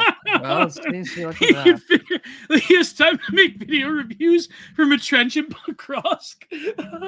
I don't know if he lives in Russia anymore. I don't know, but like, nevertheless, if he's a libtard, he's probably not living in Russia. He probably not. Although there is a video where he's like, "Oh yeah, and I got in trouble with the FSB for trying to help someone get out of the country."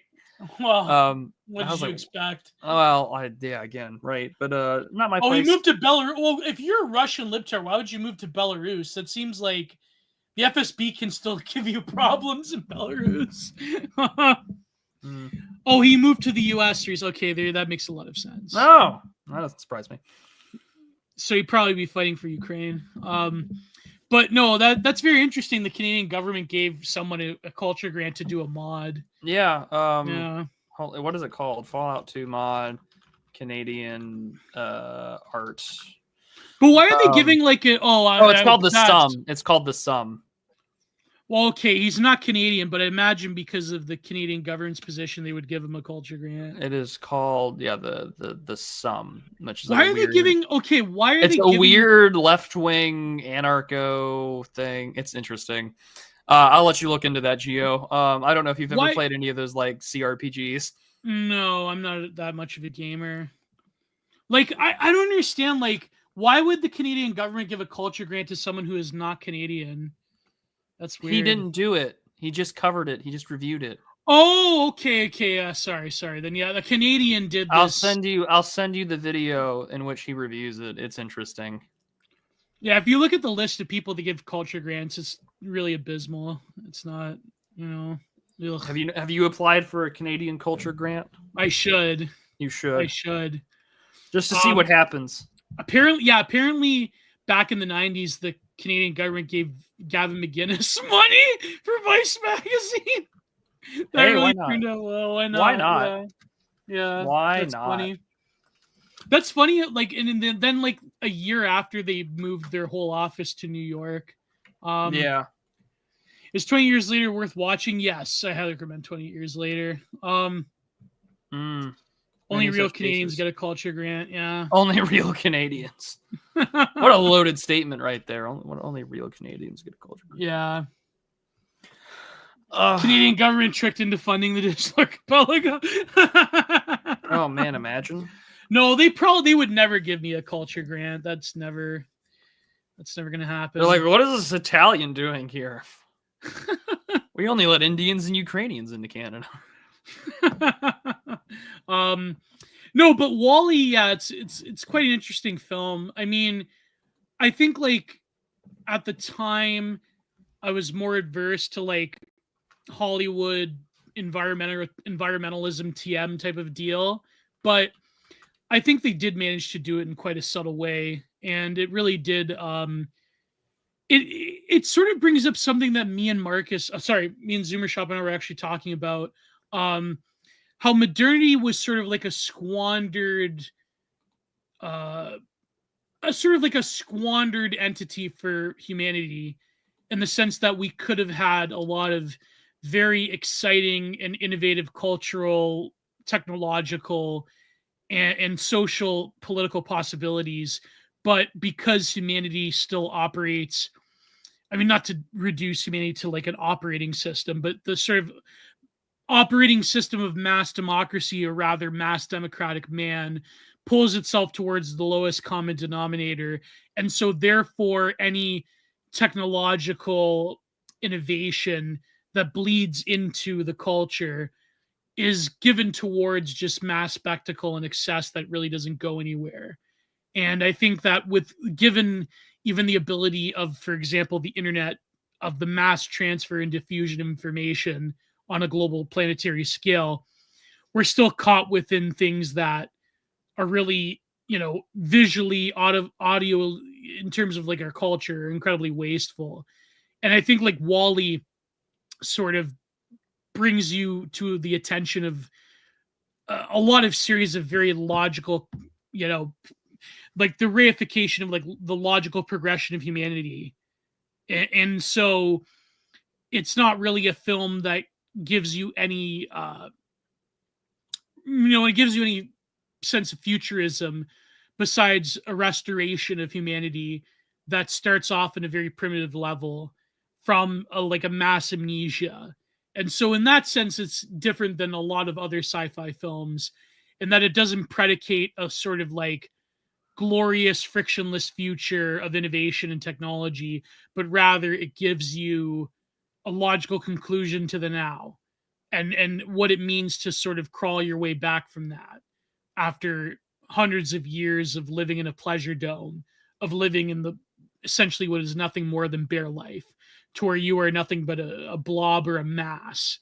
And so in a way, when you look at the sort of history of mankind within the last 100 years or the last 200 years, there was a lot of like wasted ontological potentials that could have been, that no longer are. And it's a very interesting view of, if modernity is something of a limited space rather than the finality of humanity, then that means that once we are truly exo or post-modernity, in the sense of technological innovations burning up our resources to the point of collapse, or a slow degradation rather than some dramatic, post-apocalyptic world, then we can, only from that view can humanity sort of collectively look itself and say, yeah, we really squandered a lot of potentiality. And so that's why I think, wait for the interview to come out, but like when when Zoomer Schopenhauer's article, I highly recommend reading it, because he leaves off that note of what that potential being squandered really means. And I think that,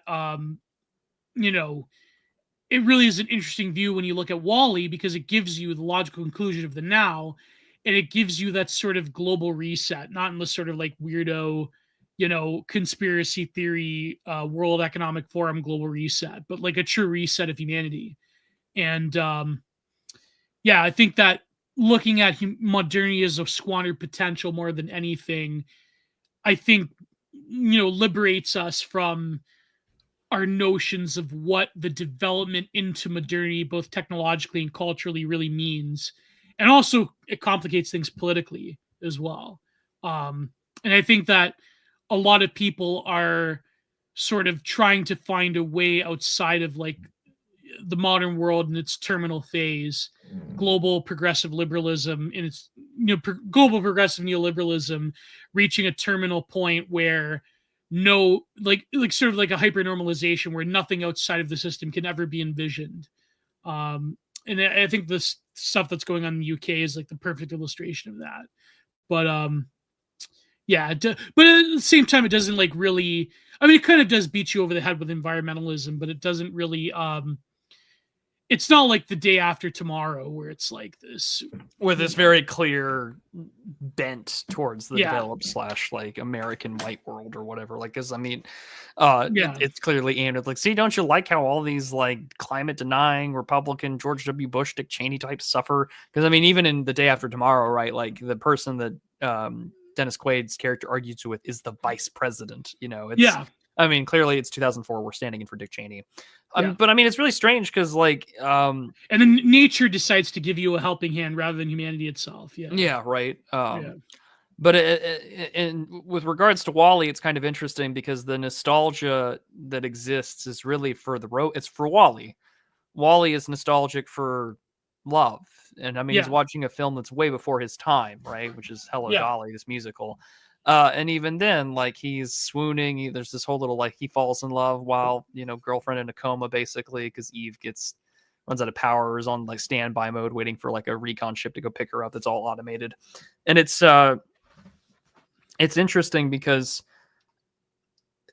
thinking about Earth or thinking about the future, like environmentalism has a very deeply rooted concern for the future that has been hijacked to talk about, you know, just give me and my friends money, right? Yeah. You know, it becomes this very shiesty grift type deal where instead of like the second coming is tomorrow, it's like we have less than 5 years to really save the planet. And I mean, there's been so many failed predictions. They're like the Millerites in this instance, Yeah. where, you know, all of a sudden like the world will end now, the polar ice caps are gone now, it's too late, which is really unfortunate because there are real environmental issues that we should be addressing.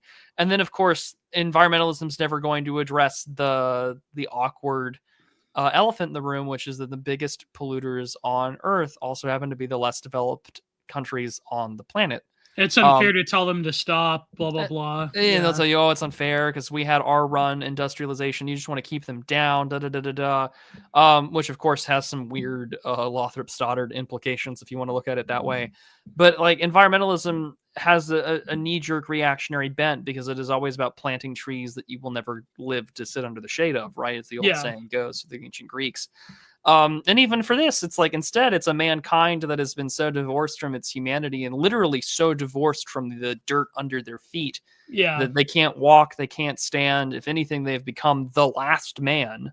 And the last man has been forced by these robots that are more human than they are, WALL-E especially, to come back home and force themselves to grow. And it's like, well, on one hand, maybe they all die and like this thing fails. I mean, obviously it doesn't because of how the film in its ending. Yeah, they regreen the Earth. They regreen the Earth. But like even, I mean, the Earth is so polluted, like, you know, all the space junk from satellites and stuff. And then that's the opening scene with the space junk. Yeah, like there's no, like Earth is gone, man. Like there's, even if extraterrestrials found it, they'd be like, well, this place is dead. And so it's just proof of what we could be, but also it feels also kind of like there's this slight, I look at the fat idiots on the axiom and I just kind of think of like Idiocracy. Yeah. You know, like they're so perfectly content in their little, that's clearly an influence, retarded world. You know? And it's, I mean, it's clearly it's there. It definitely shows. I think, or when did Idiocracy come out? I could be wrong. I feel like 1999, Idiocracy, 2006, so 2 years before. It came in 2006. Yeah, with Luke Wilson and Dax Shepard, Maya Rudolph, and Terry Crews. Yeah, President Comancho. Yeah, got what plants need. Oh man. So yeah, that definitely is an influence. I mean, it's a cartoon version of it. It's a kid-friendly version of Idiocracy, but with a much larger environmental focus. Yeah. I mean, whereas the other one is like, Mike Judge and Ethan Cohen doing their usual bits that you would see on King of the Hill instead of this one. I don't know. Like I don't. The thing is though, with this kind of, I can't call it subversive because I think it just posits interesting questions. And maybe I'm blind, and maybe I'm too. I'm willing to give this film a pass because it's not a bad film, and it's pretty, it's well written. Yeah. But I mean, like at the end of the day, I can't believe someone paid you to do this. I mean, I'm glad someone paid you to review it, but at the same time, like, you know, at least it's not anime, although that's what we're reviewing next. Yeah. It's Idiocracy's IQ Shredder, the movie. Well, this one is also like, this is like the death of literacy, the death of culture, and like a robot preserves human culture better than us is kind of like a stark indictment. But I guess like as a literary device, like the robots, like you were saying, are only capable of movement and feeling and sentiment, and we're sort of like lulled by our excesses. But at the same time, it sort of is like, you know, robot technology is also something that can remember and reflect and have true sentiment. But the sort of like Hall, like co-pilot AI is like the negative side of like technological advancement also enslaving us.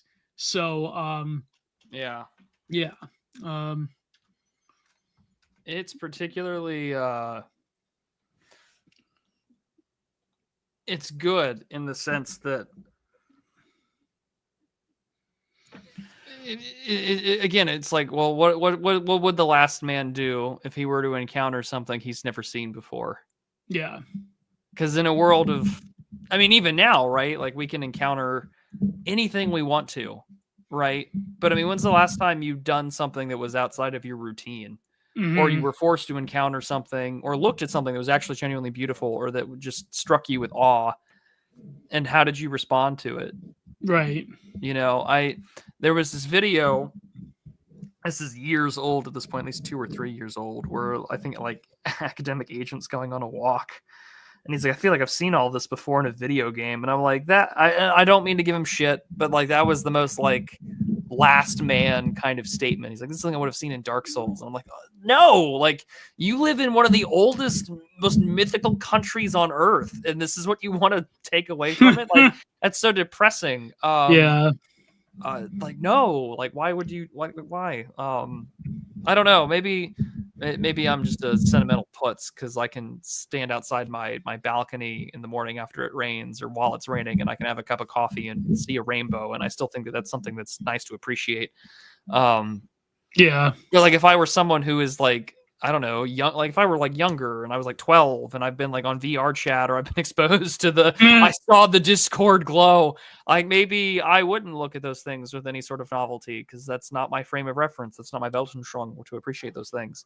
And instead, like that's just my life, and what else am I to do with it?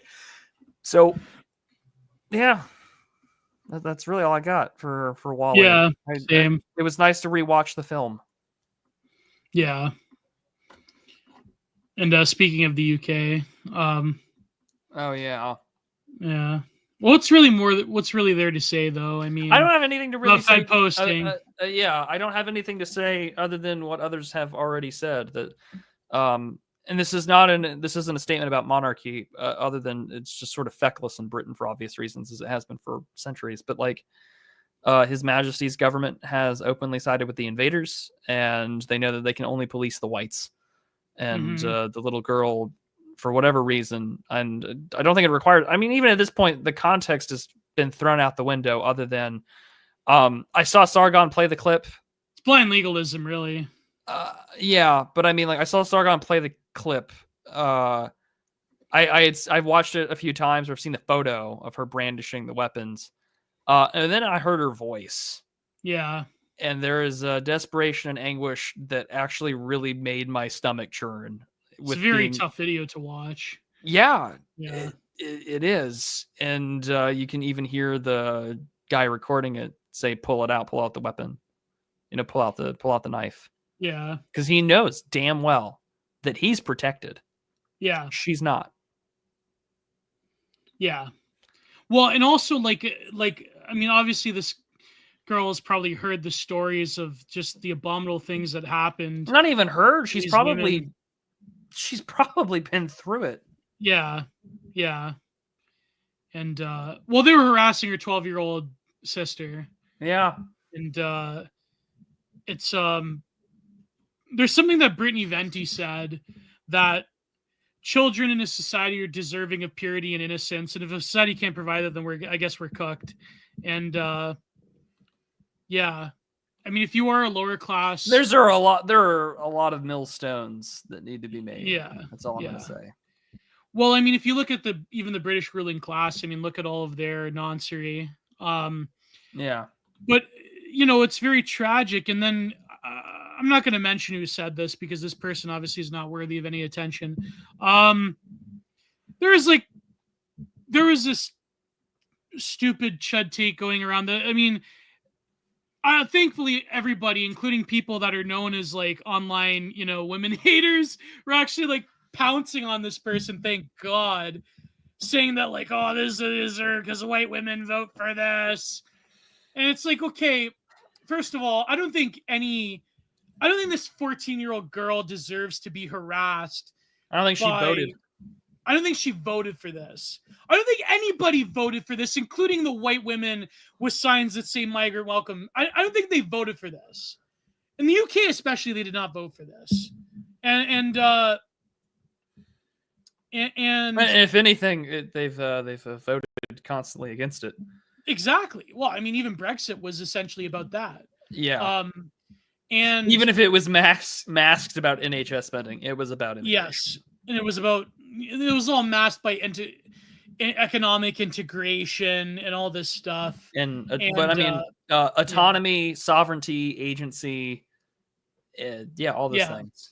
No, it wasn't a griper. It wasn't Fuentes. People are saying the name in the chat. I'm not going to mention him because he's not worthy of any attention. But it's very sick and repulsive, I think, to have that attitude. And it's really, I think, here's something I want to read to you. I wanted to do an article on this, but it's something that a friend on Twitter wrote. Yeah. And not to say I endorse everything that my friend Piff says, but it's a great tweet. He said, the inability to think beyond vibes and aesthetics, specifically when it comes to certain elements of the right wing online, the ability to think beyond vibes and aesthetics fit exactly with what Mayan described as am I saying that correctly? Maimonides described as the inability of the masses to think beyond their visual imagination, and the need for the ruler to control them by skillfully exploiting and manipulating this handicap. And I don't just mean this about MAGA supporters. I see it in virtually every faction of the online right. Aesthetics-based imaginative thought is overcome only by education, critical self-reflection, and conceptual thought, to which the majority of people in any political faction are allergic. And I think that's a great tweet because, you can say the meme about like, oh, white women voted for this, man. Or like, Europeans are cooked. Ameripoors are cooked, man. Like, Canadians are fucking cooked.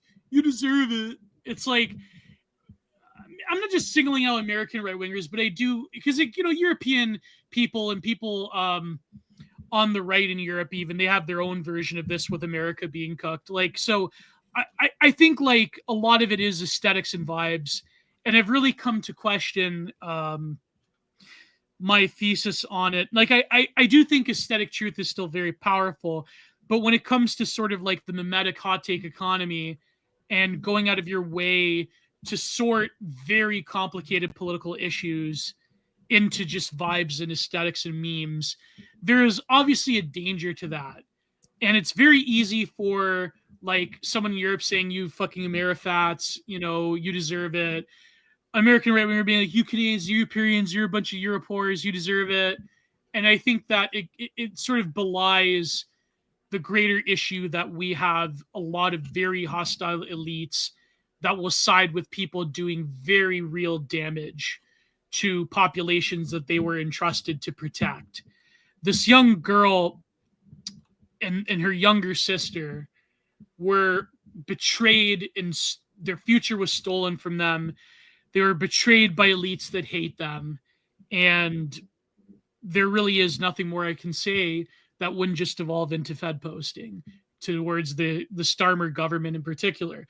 Because the real tragic thing, I was saying this to you, Prude, in a group chat, that the only option that the Labour government has in the UK is to double down, is to just silence dissent by basically banning and jailing and fining people that that even with the most mildest of disagreements, that do view things through a very bipartisan, apolitical lens, such as public safety.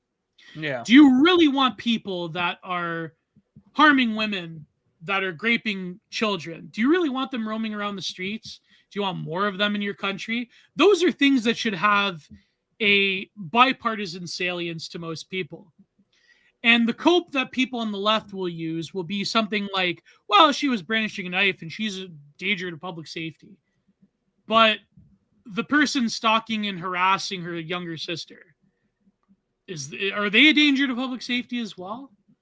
It's exactly, Brad P. The smug, they're going to eat me last discourse. Yeah. Right? So, it always comes up. It always comes up. And I still have an oak door to protect me. They haven't burned it down yet. Exactly. Yeah, exactly. And it's really so frustrating because everyone in their like I wrote about. You can hear the pain in your voice. That's tragic. And I like I said, I wrote about this last Friday, where it was really like this has just become so nakedly obvious. Yeah. Because at the end of the day, everyone knows that the world that we live in right now, like everything has stopped being masked in this like safe language about immigration or about trade or about anything. It stopped being about that. It's only been reduced to, we can only double down because we hate you. Yeah. And you deserve this. And yeah, like that's all that this has been reduced to at this point. Yeah. And like, what else can you say other than like, well it's all nakedly obvious. Are you gonna equivocate? Are you going to do the stupid Reddit will actually voice and say, well, was she actually being threatened by this migrant? Like, it's like, if this is the point where we've gotten to, then like, well, like I don't know what else to say other than like what about white people that rape and harm young people? It's like, okay, like that's besides the point. That's really besides the point.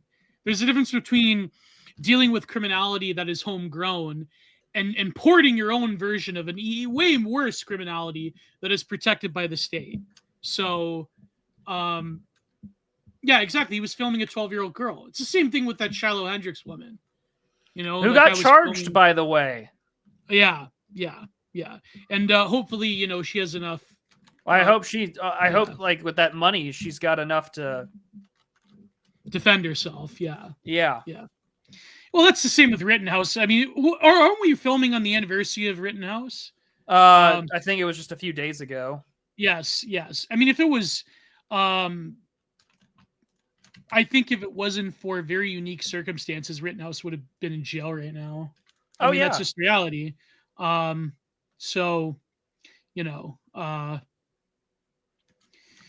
and the point, but that's the thing that really frustrated me. That point about like, well, they voted, like white women voted for that. I think even Asmongold said something similarly. It's just, well, I don't think really, I mean, it's hard to say because people will accuse me of simping, but like, I don't think you're simping when it's just the basic point of,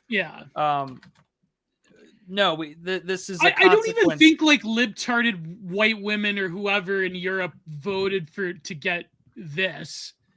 I mean, I think they've been fundamentally lied to, and some people at the top facilitate this, obviously. But like, I think that the average person that has this very sappy lib humanitarian thing going on, I think they have a very rose-colored picture. You know what I said this about? I said this about the painter Cecily Brown. whose art I do greatly admire and respect as someone who paints in a very similar style. But she had this piece where it was like it was in a French beach where it was like a collapsed migrant ship, and the police are arresting a woman with a niqab, which I think they actually did do in France. But it's the thing is like that is a act of like artistic propaganda because you're ignoring what French society has become because of the migrant crisis. Instead, you're focusing on this like niqab issue. So, it's like, but at the same time, if you listen to a lot of Cecily Brown interviews, it's like, I don't think like these artists that have this political idea, they're not like they're not Machiavellian schemers. They're like going off of vibes. You know what I mean? Like they are equally going off of vibes and aesthetics and imagery that are given to them by the Guardian, or what's the biggest paper, the libtard paper in France? Le Monde. Le Monde, yeah, Le Monde. Like, so, I mean, I wouldn't want to attribute malice to every single like lib woman that has like yeah, we're a multicultural society. It's like, a lot of people in this world are heavily propagandized. And I don't think like it's very different. Like showing malice towards a politician who actually does facilitate these things is different than like just some average random boomer woman that has these stupid beliefs, I think. And I understand, but at the same time, I do understand the legitimate anger and frustration towards people that have these ideas. And so I wouldn't want to like totally chastise people on the right for having, a hostility towards people that hate us, obviously. But these takes about like, well, women are at the capstone of all of this and they deserve it. And whenever like some migrant woman, whenever some migrant grapes some libtard woman, haha, it's like, well, that's very, for lack of a better word, problematic for a variety of reasons, which I probably shouldn't get into. But yeah, well, what do you think of that, Prune? I think it's I don't really have much to add because I do agree with you. Like, yes, there are some awful people that have voted for some pretty fucking awful things. Like, yeah, it's wholeheartedly true. But like, I don't think you can be. I don't think this is not the time to do the haha, like, get wrecked, stupid libtard woman. Like this. Yeah. No, like that's a girl. That is a child that is now forced to be in the most feral kind of environment and to survive that anyone should not have to live in. And I hate to do the whole basic, like, we don't have to live like this. But, like, what else is there to fucking say? Exactly. No, like, she shouldn't have to live like this. A 14-year-old girl doesn't have to carry an axe around. No, she shouldn't. And they're like, well, there are, like, poor whites and stuff. I'm like, I'm familiar with trailer trash. Like, I know what that looks like. I know what, like, like if you want to say like, oh, like that's like a wigger or whatever, like, okay, fine, whatever. But no, like she does not have to live like that. Who cares? Who cares?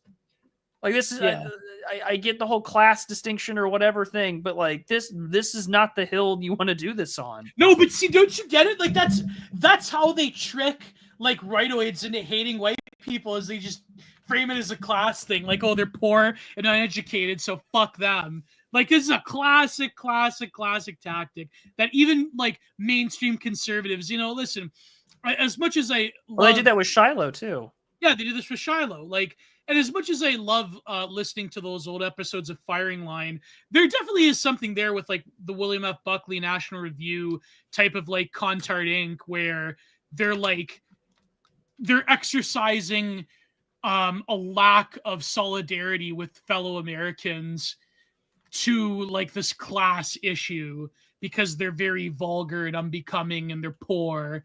And so that's the way they get you, that's the way they do it. They basically obfuscate a greater issue by focusing on, well, these people are hicks and they're addicted to drugs, but they're okay. But their future was offshored from them. Oh, she's like a chavette and she's got this Cockney accent and she's not very educated. And it's like, she probably listens to drill music, but it's like, okay, but she's being terrorized by an older male. She's being terrorized by a foreigner. Yeah.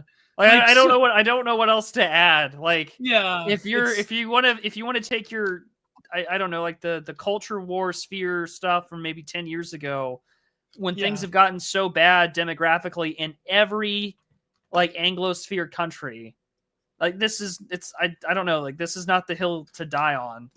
Well, it's funny how they still revert to sort of like classism of the right, as like New Gloff is saying in the chat, when like through like media manipulation and various distortions of sort of like information environments, the right, like rightist beliefs have been coded as like, They've lower always been class for coded as low decades class. now. Yeah, for decades. Yeah. So, I mean, I think there was an attempt in the 60s, 70s, and 80s by the more professional class conservative writers to recapitulate a form of like more older, like European, which is very funny how they wanted the vibes and aesthetics of like a blue blood WASP, older European Americana that was on the political right, if you can even call these people right wing.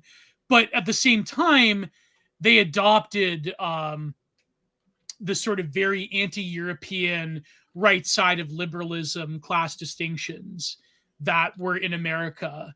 And so the sort of like National Review, William F. Buckley class of conservative commentator that we still have, unfortunately, it's a very complicated, very like ideologically mixed up thing. And I think a lot of that was done on purpose to sort of lull the right wing in America towards interests and distinctions that were not serving them as a people. And I mean, I still intellectually respect William Buckley because, like, let's face it, Firing Line was great intellectual content. But in terms of the impact of that, we're still like, if you're in America, you're still kind of living with that. And I don't even think Trumpism could really 100% escape like conservative fusionism. So, but in Europe, I mean, people that do this like classism thing, like the Nigel Farages of the world, like, first of all, in the UK especially, any like genuine right-wing sentiment that may have been there like before John Major, I mean, you've been like terribly suppressed and, coded as like lower class for generations. Like all of the people that are of the British middle class and of the higher ruling class, they're all like people that fundamentally hate the Little Englander, and they do it in such a snobby, obnoxious way, like all of these like upper class socialists, like the Owen Joneses of the world. Like, it's like a very unique thing to the UK. So I think like hating this girl because she's lower class is like not the point. And yeah, MG's right. A lot of them do have porn brain as well.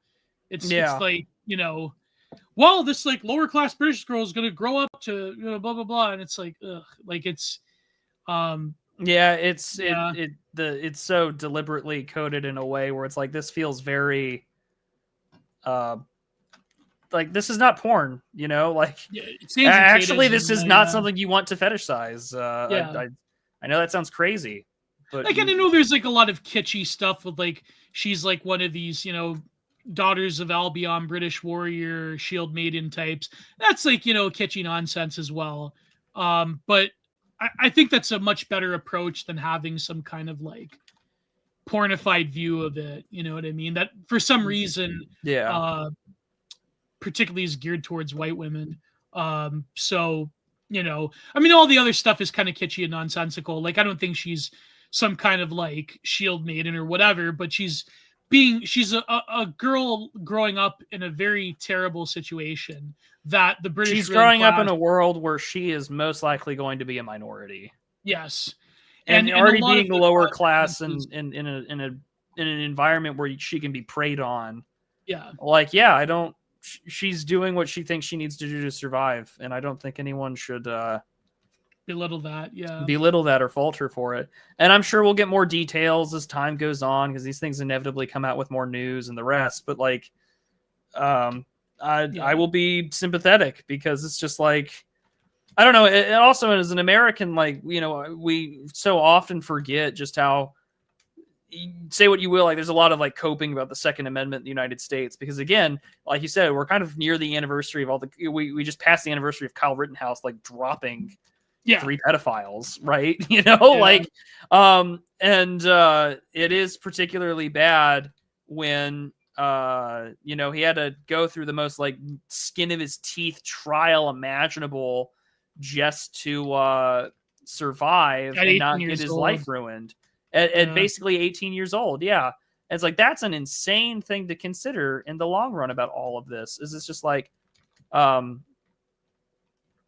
you considered what the consequences of that would have looked like for him? His life would have been over had he not had a good defense team and everything else. Like, and it also really did expose a lot about sort of just like conservative culture and media and the grifting as well. Like, this is where Black Rifle Coffee Company kind of gets outed as being this like thing started by spooks and other bad shit, and hating Kyle Rittenhouse. Like, it was so but it's so bad. I think Nightmare Vision brought up this point where even in the age of like mass information and media, like we literally have a video of Kyle Rittenhouse defending himself. There are still like libs to this day that believe he cold-bloodedly executed 3 black people. Yeah. Like, it's crazy. Like, you know, like those guys are all, you know, not black, but it doesn't really matter. Yeah. Like, it's so crazy. Like, they thought, because I think they heard Kenosha and BLM, people just like naturally just assumed that it was like African Americans. Kyle would have been another James Fields. Well, but no, it's like it would have been something. That's crazy though. People still believe. Like, we have video. We have the video in like 4K. This is the thing about, like, again, I finally put to paper like the question about like iconic photographs, but like the reason why I mentioned the reason why I think this is important is because like late night's dead, right? Like, well, there's no monoculture. There's not like 4 trusted, you know, entertainers. There's no Lopez, there's no Conan, there's no Arsenio, there's no Leno, there's no Letterman. And instead, everything is a million different guys talking about whatever the hell they find to be important, that are getting paid by agents, by community relations service people coming to them and talking to them, by sponsors, by money, whatever you can think of that's out there. They'll do it because everyone wants to make a buck, because there is no job security and everything sucks, and they know that, and they can take advantage of it no problem. And so when you can take advantage of the most obvious, you know, politically charged item and lie and tell people that you did not witness that with your own lying eyes in 4K HD television. Instead, you saw and heard the story that this, like, you know, chud Nazi or whatever killed a whole bunch of 3 black people. He murdered 3 blacks in cold blood outside in Kenosha. Yeah. There's nothing else to it. It's just that straightforward. And which is itself problematic, because you assume that only black people live in Kenosha. Like, it's well, it's not even just that. It's because, like, I don't even know if blacks even, I don't know how many black people actually know or think that or believe that. But like, who repeats that lie the most? It's white libs. And like that, again, like, your problem at the end of the day is it along with a myriad of other issues, but like, you have a lot of white liberals that are on board with this program, willingly or otherwise. And I think that's something that really needs to be looked at in this instance, because it's like, well, at the end of the day, there are a lot of people who think that have either been psyoped or willingly believe that this is a good thing. Yeah. Until it affects them, though. That's the thing. Like, well, that's the whole thing. I think like my fence is still taller than yours, you know, or whatever you want to call it. But I think when it does affect them, I think like obviously they only move slightly to the right because they have money. Yeah, you know, it's like the whole Anna Kasparian thing. Like, oh, like, isn't she so cool because she moved to the right? No, like, she got mugged or whatever. Like, you know, she realizes that this shit affects her too. She's not going to change her opinion on all these other things. She still thinks they're good things on principle or in the abstract. It's not like she's really going to change her opinion and be like, I was wrong, guys. I was wrong. There's no admitting that. when she comes out and she says, we need to reduce immigration, I was wrong about this and I fucking apologize, I'll believe her. When there's some genuine contrition from these left-wingers who aren't fucking grifting, no. Like, I'm sorry. I think, like, top media, I mean, the average, like, lib that, like, lives in these areas and it's affecting them, it's different than, like, media people. Like, I mean... Well, that's what I'm saying. Like, when she's... Yeah. When she resigns, or when she gives up some of her political priors to maybe realize, oh, I was wrong, then, like, yeah, maybe I'll be a little bit nicer. Yeah, like, but average until then, conservatives are going to slop over themselves. Yeah, being so happy that, oh my gosh, she's from the Young Turks. She's got the same views we do. She really doesn't. She doesn't. Yeah. But she's got to keep the media thing alive. She's got to keep her job. I think, like, the average lib getting affected by crime... Because she did a racism. She did a colonialism. Yeah. She's been going pretty hard about the Gaza thing. But, no, I think, like, the average, like, you know, like, sort of, like, middle-class lib getting affected by crime, I think that's different. And obviously, like, you should restrain yourself from gloating, as opposed to, like, I don't know, like, say in the UK, if Owen Jones gets beat up by a migrant. Like, did that happen though? Like, some I don't know, but if he did, I hope it happened. Like, that's different. That's what I mean. Like, someone who is a propagandist getting affected by the... Well, he'll never change his opinion. No, of course not. No. Maybe he'll go on GBN and he'll be like, I think the left has lost their marbles. After you got, like, a black... I think the woke have gone bananas. I was woke, but I think they went a little too far. You know, and then of course, like, a lot of conservatives would, like, eat it up. They're like, oh man, Owen Jones is, like, spitting facts. But yeah. You know, like, but I think, like, obviously it's a terrible condition. And there was did you see that Bennett Demelich tweet where it was about in Germany? Did the woman get killed as well? It was like a guy, an American tourist, intervened in a woman getting raped. Yeah, a woman was being assaulted on the bus. An American 21-year-old male intervened and was stabbed in the face. And I think Bennett... I think he didn't... It wasn't life-threatening. Yes. But Bennett had a tweet. He said, if you're a woman in Europe, during, you know, your options are either to defend yourself and go to jail or get killed or raped. And so I'm like, well, that's...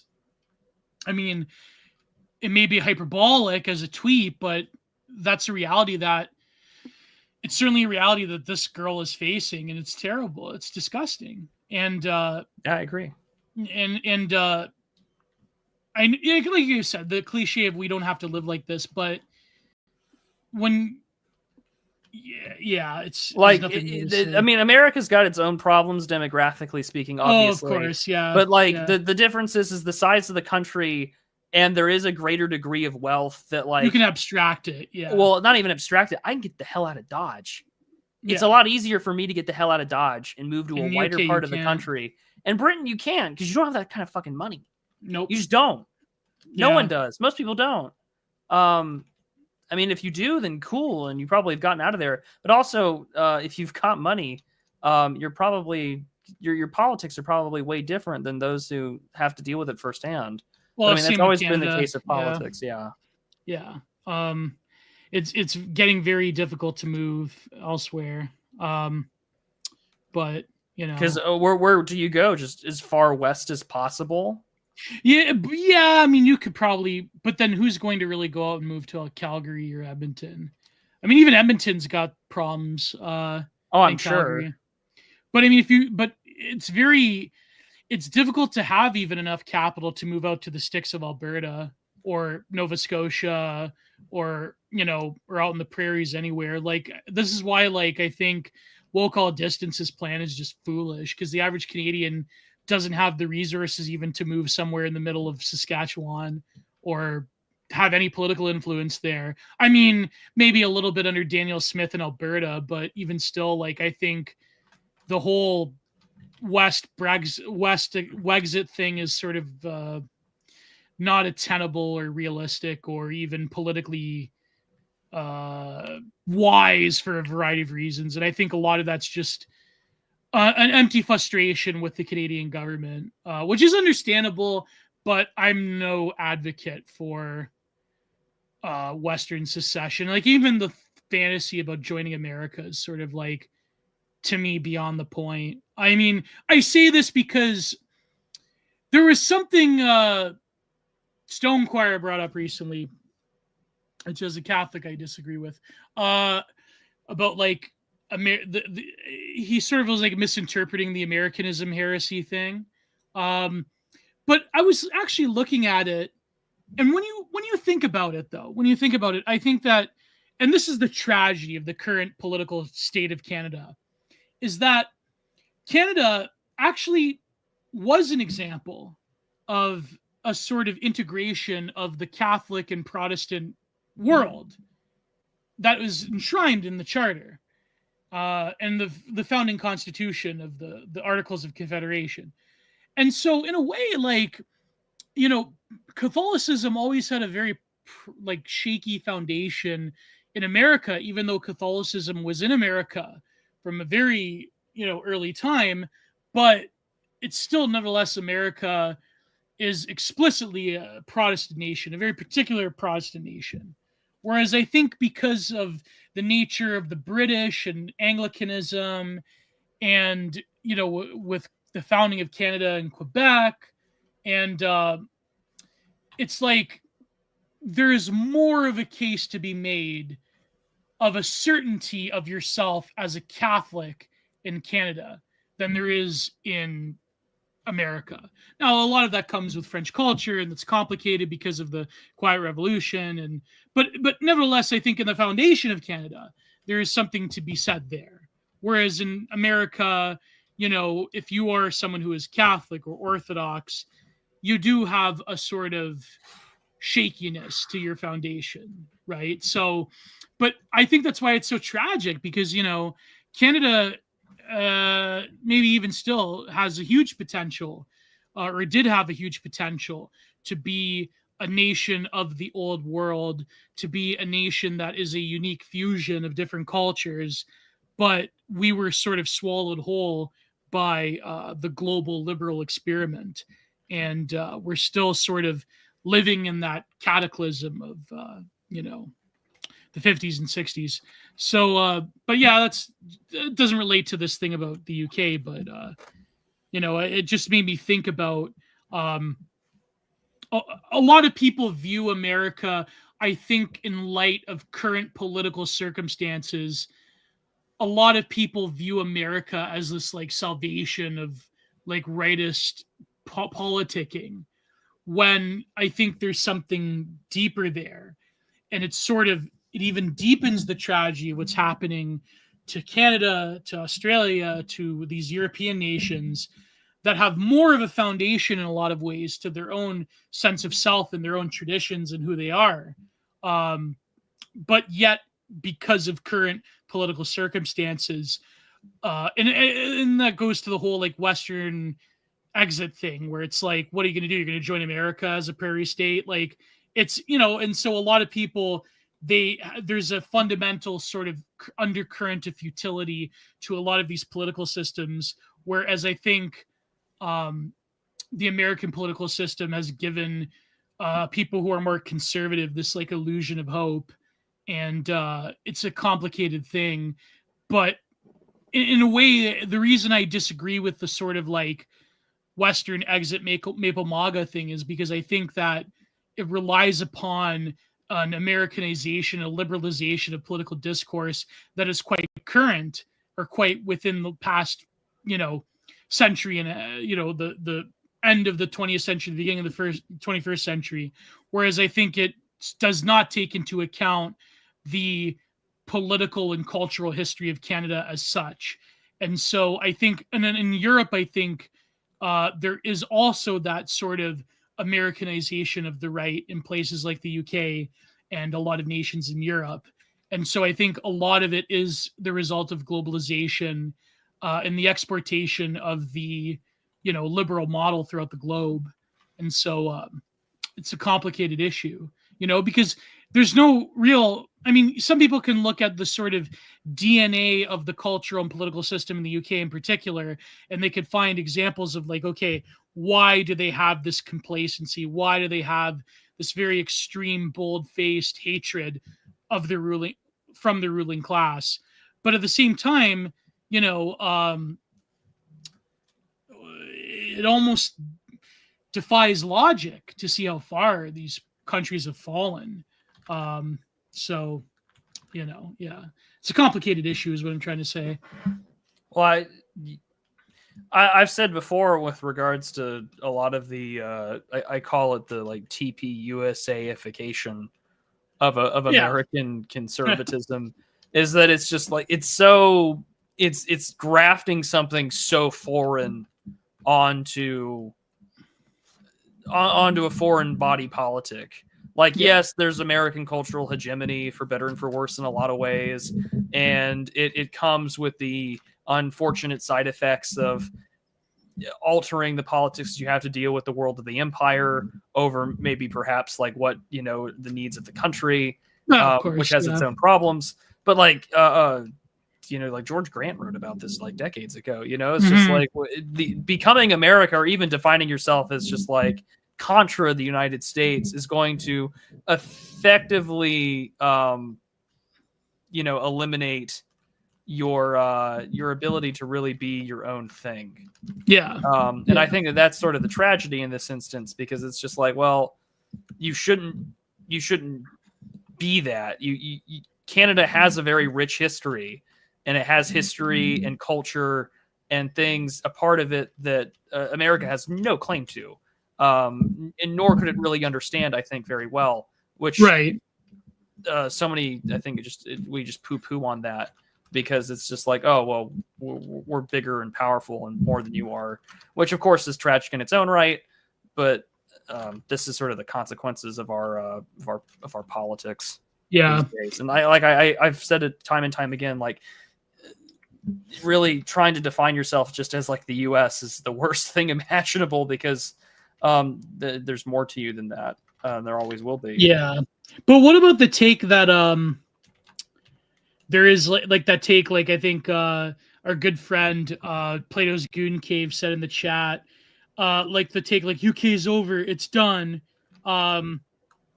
It's like that's a very cynical take, but at the same time, I think that there is there is a grain of truth to cynicism, because the sort of the ossification of the political system in the UK in particular, and to an extent Canada, Australia is kind of an open case, although their political system's quite of the same trend. But in the UK in particular, the sort of ossification of their political system, the same way it is in Germany, it is very tragic.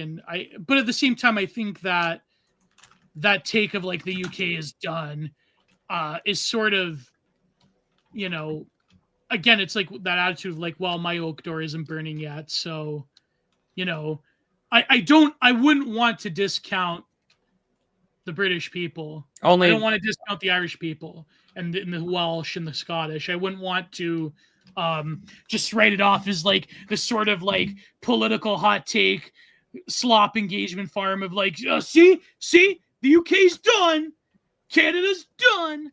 And it's like,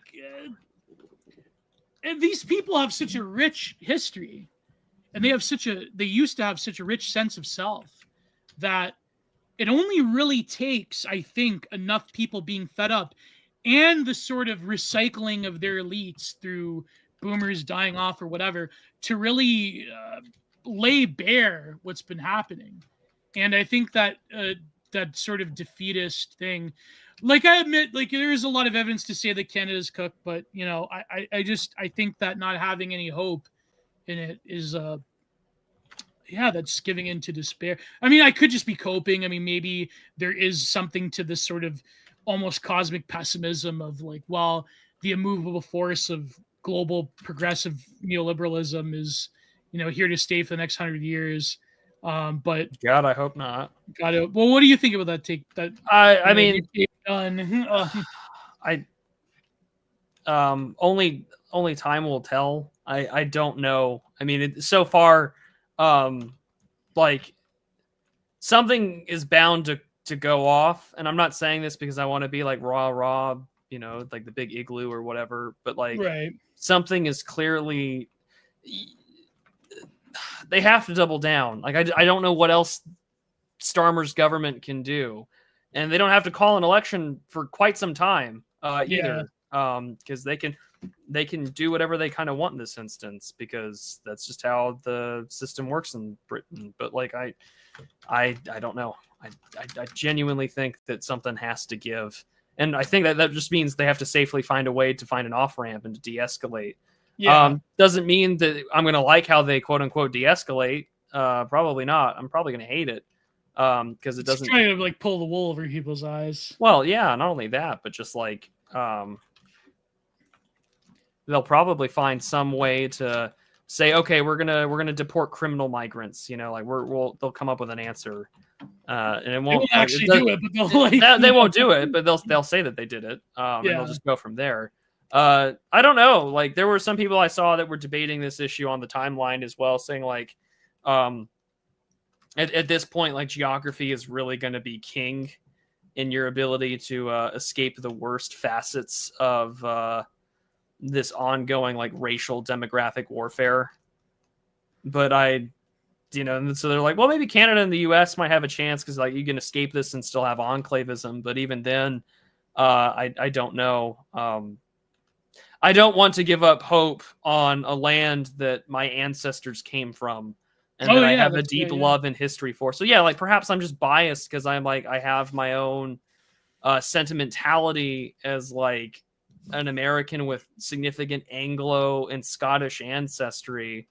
And like, yeah, like I'm probably just huffing my own kind of like supply of what I find to be important, and maybe the Saxon will hate, but it's like, we've been saying that for years, so maybe not. And it's tragic in its own right because you don't want them to lose. Yeah. But well, like it's like what I was saying on Jay Burden's show. We were talking about Sky King and Aaron Bushnell. A sort of like self-effacement is the only logical conclusion in a greater system that hates you and that wants to that provides no solution to any alternative but what the system is giving you right now.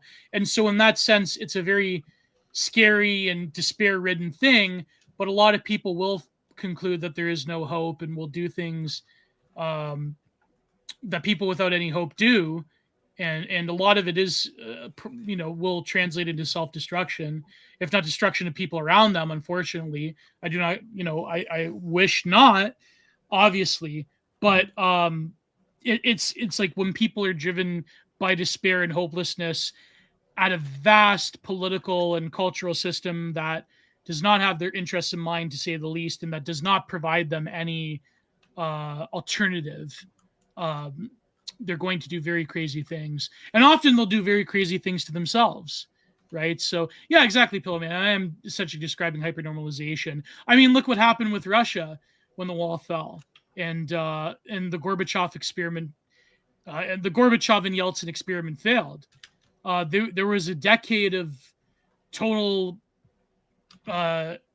debasement and deaths of despair and destruction of who they are, and such a dramatic and instantaneous loss of controlling the whole world. And of course it affected the psyche of the Russian people.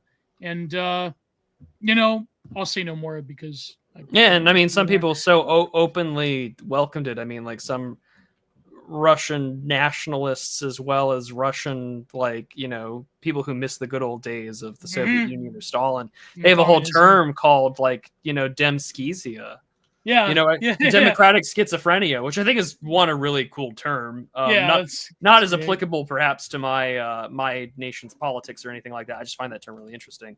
Yeah. But it really just goes to show that I think there is a democratic sanity in America. There's obviously but I mean, it's not contextualized in the way that like the Russian of course talk about. Yeah, of course. But I mean, like, you're right, there is sort of this like democratic insanity that comes with just being in a world where democracy is so sacred that we will like sell our children to the wolves in order to make sure that like we own like, you know, the white guy that owns the small parts store down the street or whatever. Yeah. You know, like that's just the Yeah. way that it is. Because like I said, everything is so nakedly obvious that it really doesn't matter what, you know, your belief might have been just a few years ago or what you thinking. Everyone now is so openly cheering on the death and destruction of their political enemies. Everyone says it's a good thing. Yeah. And it's so openly out there that like it no longer needs to be said in polite coded language anymore, because they're not here to talk about it in polite coded language. Yeah, the illusion of like bipartisan the political age of civility has been dead for so long in the last decade and a half. You could argue the last 30 years. And it's just like, so like why are we doing this? Like, come on, we have members in Congress that call themselves Proud Guatemalans First. We've got Ted Lieu, an Asian guy, openly cheering on for the Great Replacement. Like, no, like everything is just Somalis and where was it, Michigan? They like gerrymandered an election. Well, yeah, they rigged an election, so that their guy got the vote. You know, like okay, like this is where we're at. Like everything is so nakedly obvious and so much of a third world just shithole. Everyone wants to pick the bones of like postmodern America. Like everyone, it really is just looting the corpse. Yeah. And I hate the old saying, you know, like, oh, like the conservatives are rooting for the corpse, the Dems are the maggots. But it's like, really, that is true. It is. Yeah. It's just like, and also there's this like chauvinistic spirit of revival because like, yeah, Trump is in office and he is actually doing some things. And it's like, like that's good to see. I mean, both good and bad things. Good and bad things. But like, objectively speaking, like, because I'm not really the accelerationist guy because I like living, but it's just like, this is better than Kamala or 4 more years of well, even on the Republican side, like Pillowman said also another very interesting point about people on the supposed right in America, who, you know, I mean, everyone, it seems, that's what I mean, like about like picking off the corpse, because it seems like everybody has their own special interests that they want to lobby in America or even in Canada or, you know, in Europe, where it's like, you know, I mean, fucking Plato discovered this, 3,000 years ago, about like democracy becomes this like, the way democracy devolves into tyranny was basically people's special interests superseding the health and the vitality of the nation at large. And like, that's what's happening. Like, it's like, you know, it's such a moral hazard to have these very like open society plus globalization plus a sort of sense of humanitarian secular ethics that has been turned against itself, turned inwards. It's such a moral hazard for people just coming all over from the globe and picking apart what's left of Western democracies.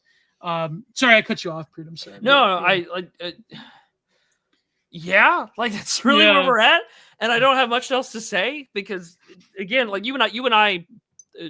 Gio and I don't always agree on everything. I think everyone on the show knows this, but like Gio and I had gotten to a point where we were talking privately, and it was just like Gio had kind of threw his hands up, and he's like, "Well, what do you want me to say, Matt? Like, you want me to Fed post?" And I'm like, "No, I'm not. I'm trying to get clarification on a position so I can understand you better." And it was just like, but we were both there. Like he and I were both at our wits' end, not at each other, but like at the situation because we're approaching it from different angles.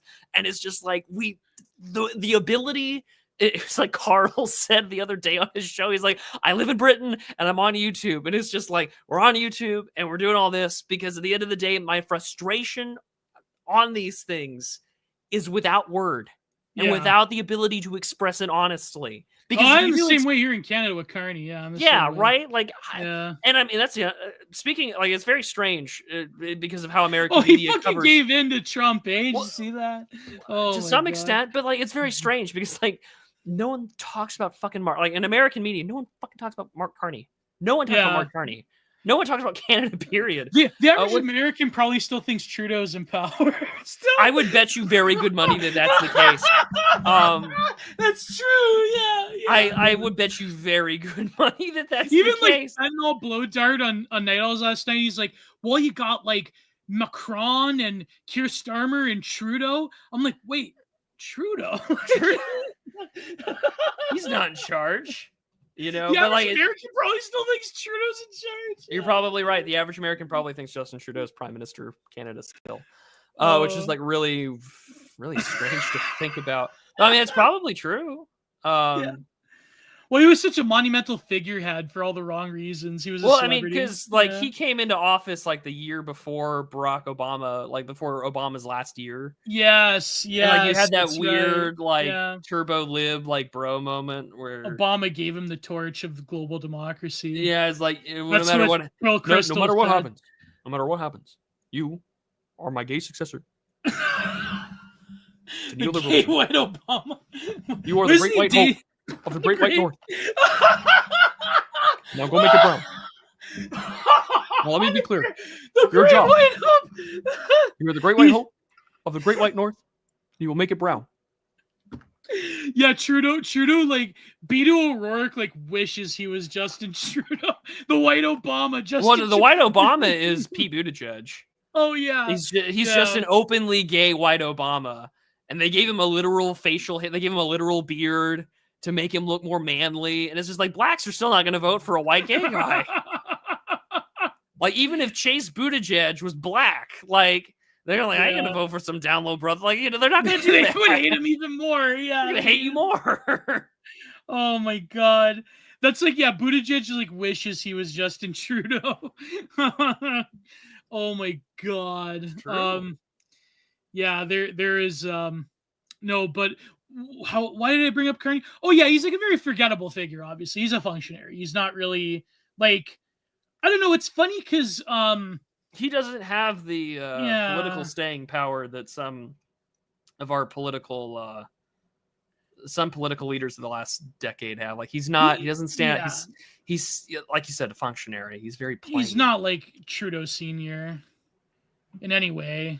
I mean, he's probably just as smart. Like he's not a dumbass like Trudeau Jr. was, but like he's sort of like a lot of these flunkies that the Liberal Party tried to like get through during the Harper days, like Stefan Dion or Michael Ignatieff, that kind of like are forgettable and not like, I mean, Ignatieff isn't forgettable if you're like a policy wonk or if you're like a poli-sci major, but like all these people that really didn't have a staying power. But I think because of the threat that Trump, sonically posed to Canada, even though like, he's just like Trump is this psionic enemy from Stalker.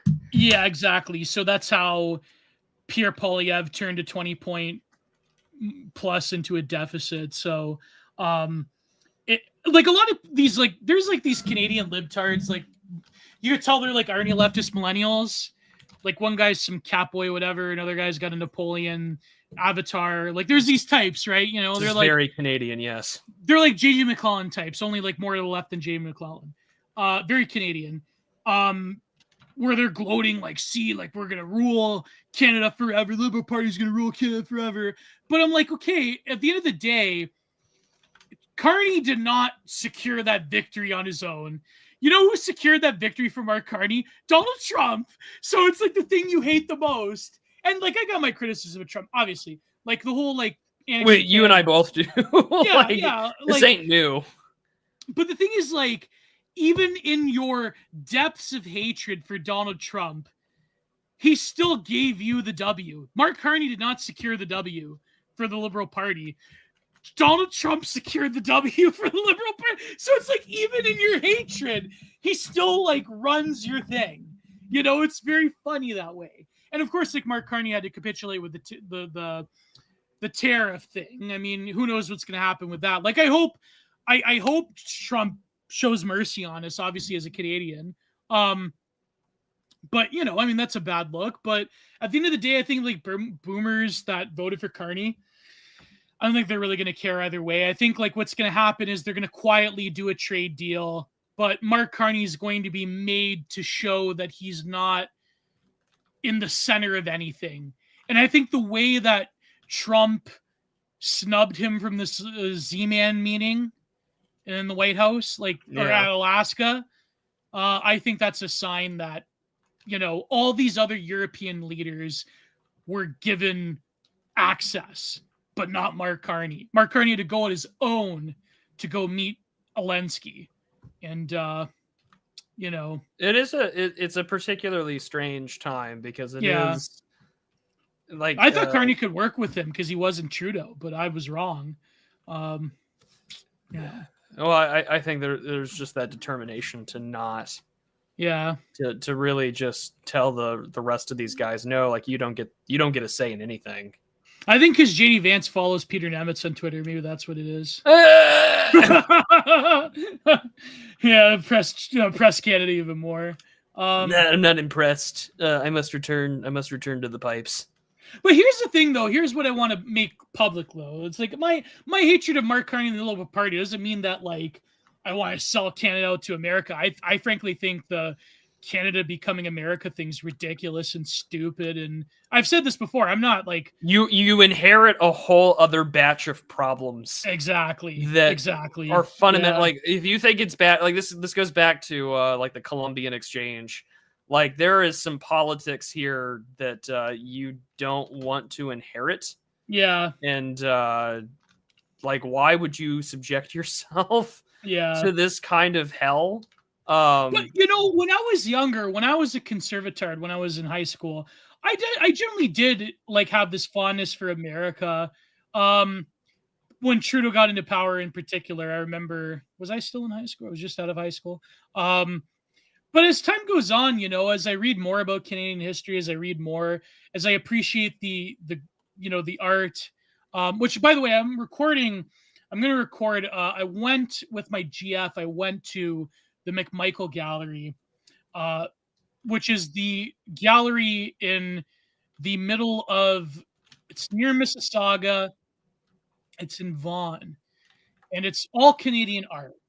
And they had this very exquisite presentation of the Group of Seven, and this very exquisite presentation in the attic of Novel Morisseau, one of the great Canadian Indigenous artists. And I truly have a love and respect for Novel Morisseau and the way he was treated by his own family and people manipulating. There's this great documentary actually about like his own family allegedly tried to pull these art scams when he was dying. And they had like attributed like works that he didn't actually do. And there was like some like Indigenous mafia boss that got involved. Very tragic story, but I'm going to record a Content Minded on it. But it's funny because I actually got to witness the Rama statue in Mississauga. I went there. I'm not familiar. If you could elaborate, I'm not. Sorry, not the Rama statue. The Ahanuman statue in Mississauga, the monkey god. Oh. It was all right. It was all right. It wasn't as big as I thought it was going to be. I think they say the one in Texas is bigger. I think it is the largest idol. Yeah, in Texas. Texas, or largest statue. I could be wrong. It's one of the largest statues. Is it in Dallas, Fort Worth, or is it? It is in Sugar Land, which I think is not too far from the DFW area. Mm-hmm. I've never been to Sugar Land, nor do I want to. Are you going to take a pilgrimage to the Hanuman statue? No, because I don't want a Fed post on the air, Gio. I have decided to become worse and double down on my religious beliefs.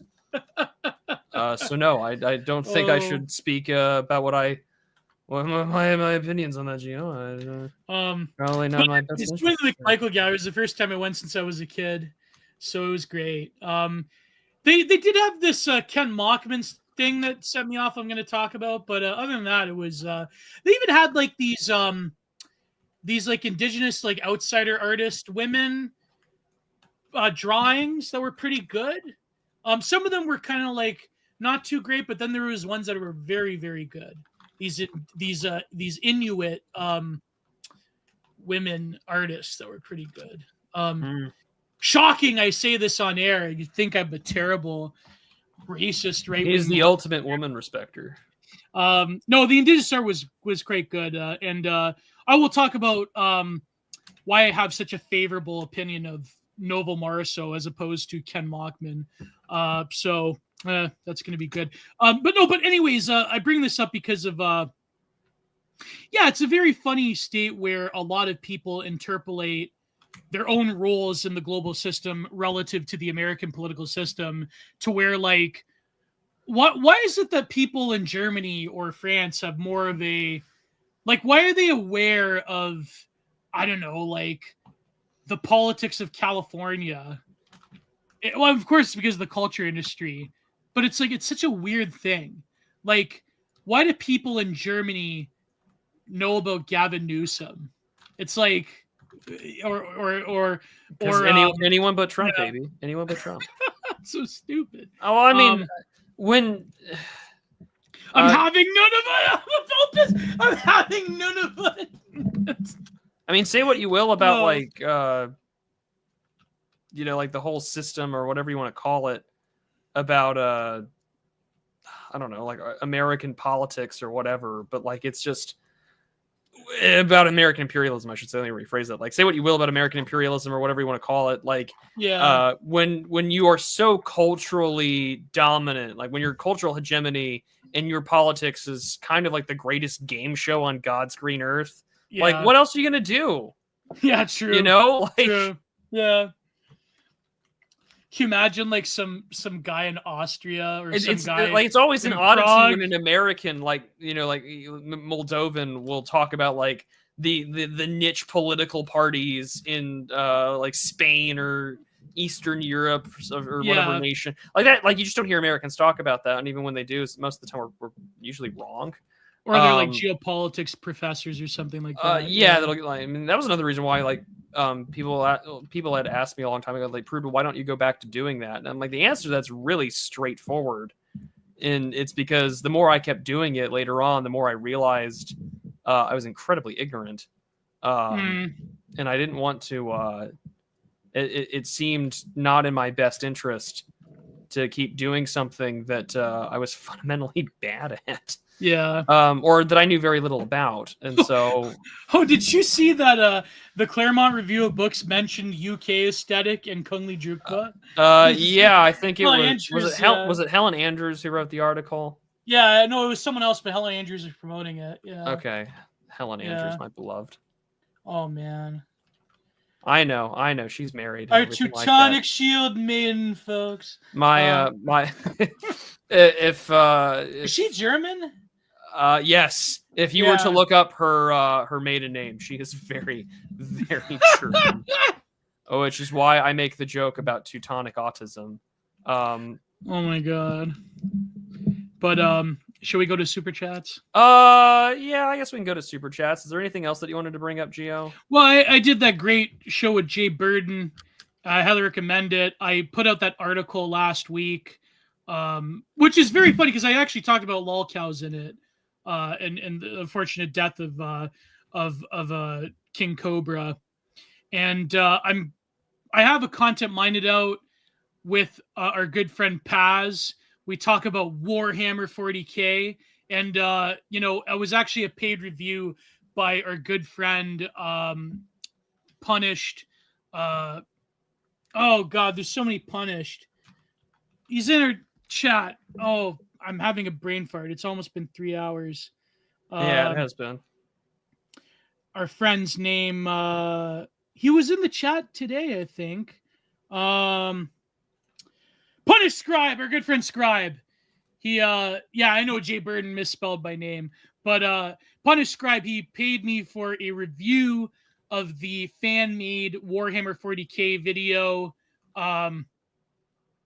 Hell's Reach, and so I think YouTube's screwing.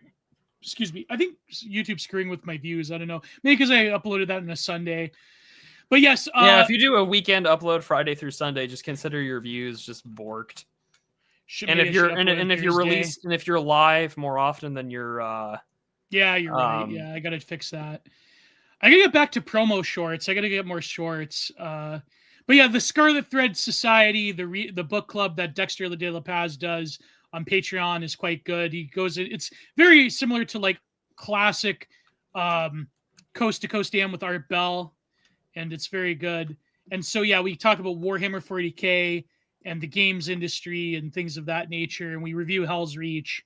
So, and yeah, so this week I think I will probably either drop a solo episode of Content Minded, or I will drop the Jay Burden episode I did with him on House of Leaves.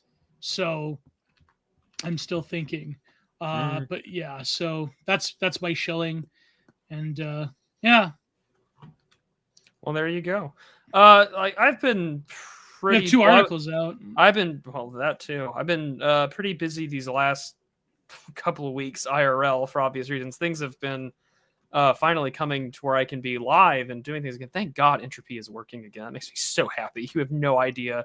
So I want to give it like a nice. I know she doesn't watch the show or anything. I just want to say thank you publicly to Rachel, the lady who works over with Entropy. Like it's really nice that got fixed. So I'm a very grateful man. As for me, yeah, I have 2 articles out on Substack. I did one for the Old Glory Club. That's why I referenced it, called Nakedly Obvious. And then I did one just, I had said in that other article about like where are all the iconic photos, which I think a lot of the comments kind of like were throwing me over the coals about propaganda and curation.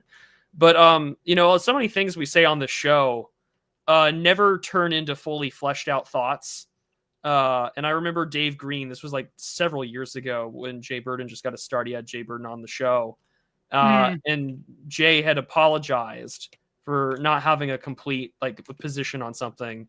And all of a sudden, Dave just interrupts him and he's like, listen, man, it's a live stream. There's no such thing as a complete thought, which is true. I mean, when you're live on the air, unless you've got like really prepared show notes, you're not, no thought's really ever going to be 100% complete. Like God knows that there's probably a million essay ideas or positions or takes that I should have fleshed out more, that I have left to just die on an episode from like 2 years ago that we haven't, revisited or anything like that, which is okay.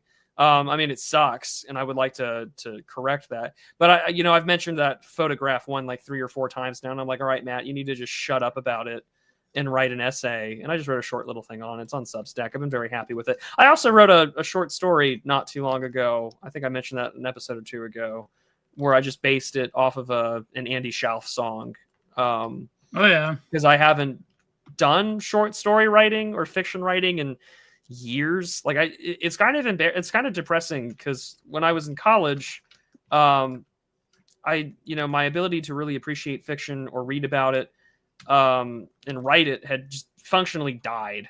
And all I read now more or less is nonfiction, unless I'm reading books written by our friends. So like I'm really glad for like Dan Baltic and John Slaughter and T.R. Hudson and the books that Tukey's Mag and others have covered, because it's like, man, if I didn't have that, I would be up shit creek in terms of reading fiction. Speaking of books, I just bought Fed Book, A Tale from the City of Destruction by John J. Stathcliffe. Yeah, I bought that too. Yeah, it's pretty good. I haven't read it. But again, and isn't that so funny that we've kind of, like Twitter is kind of like the new word of mouth, but like we really only read or buy the shit that our friends do.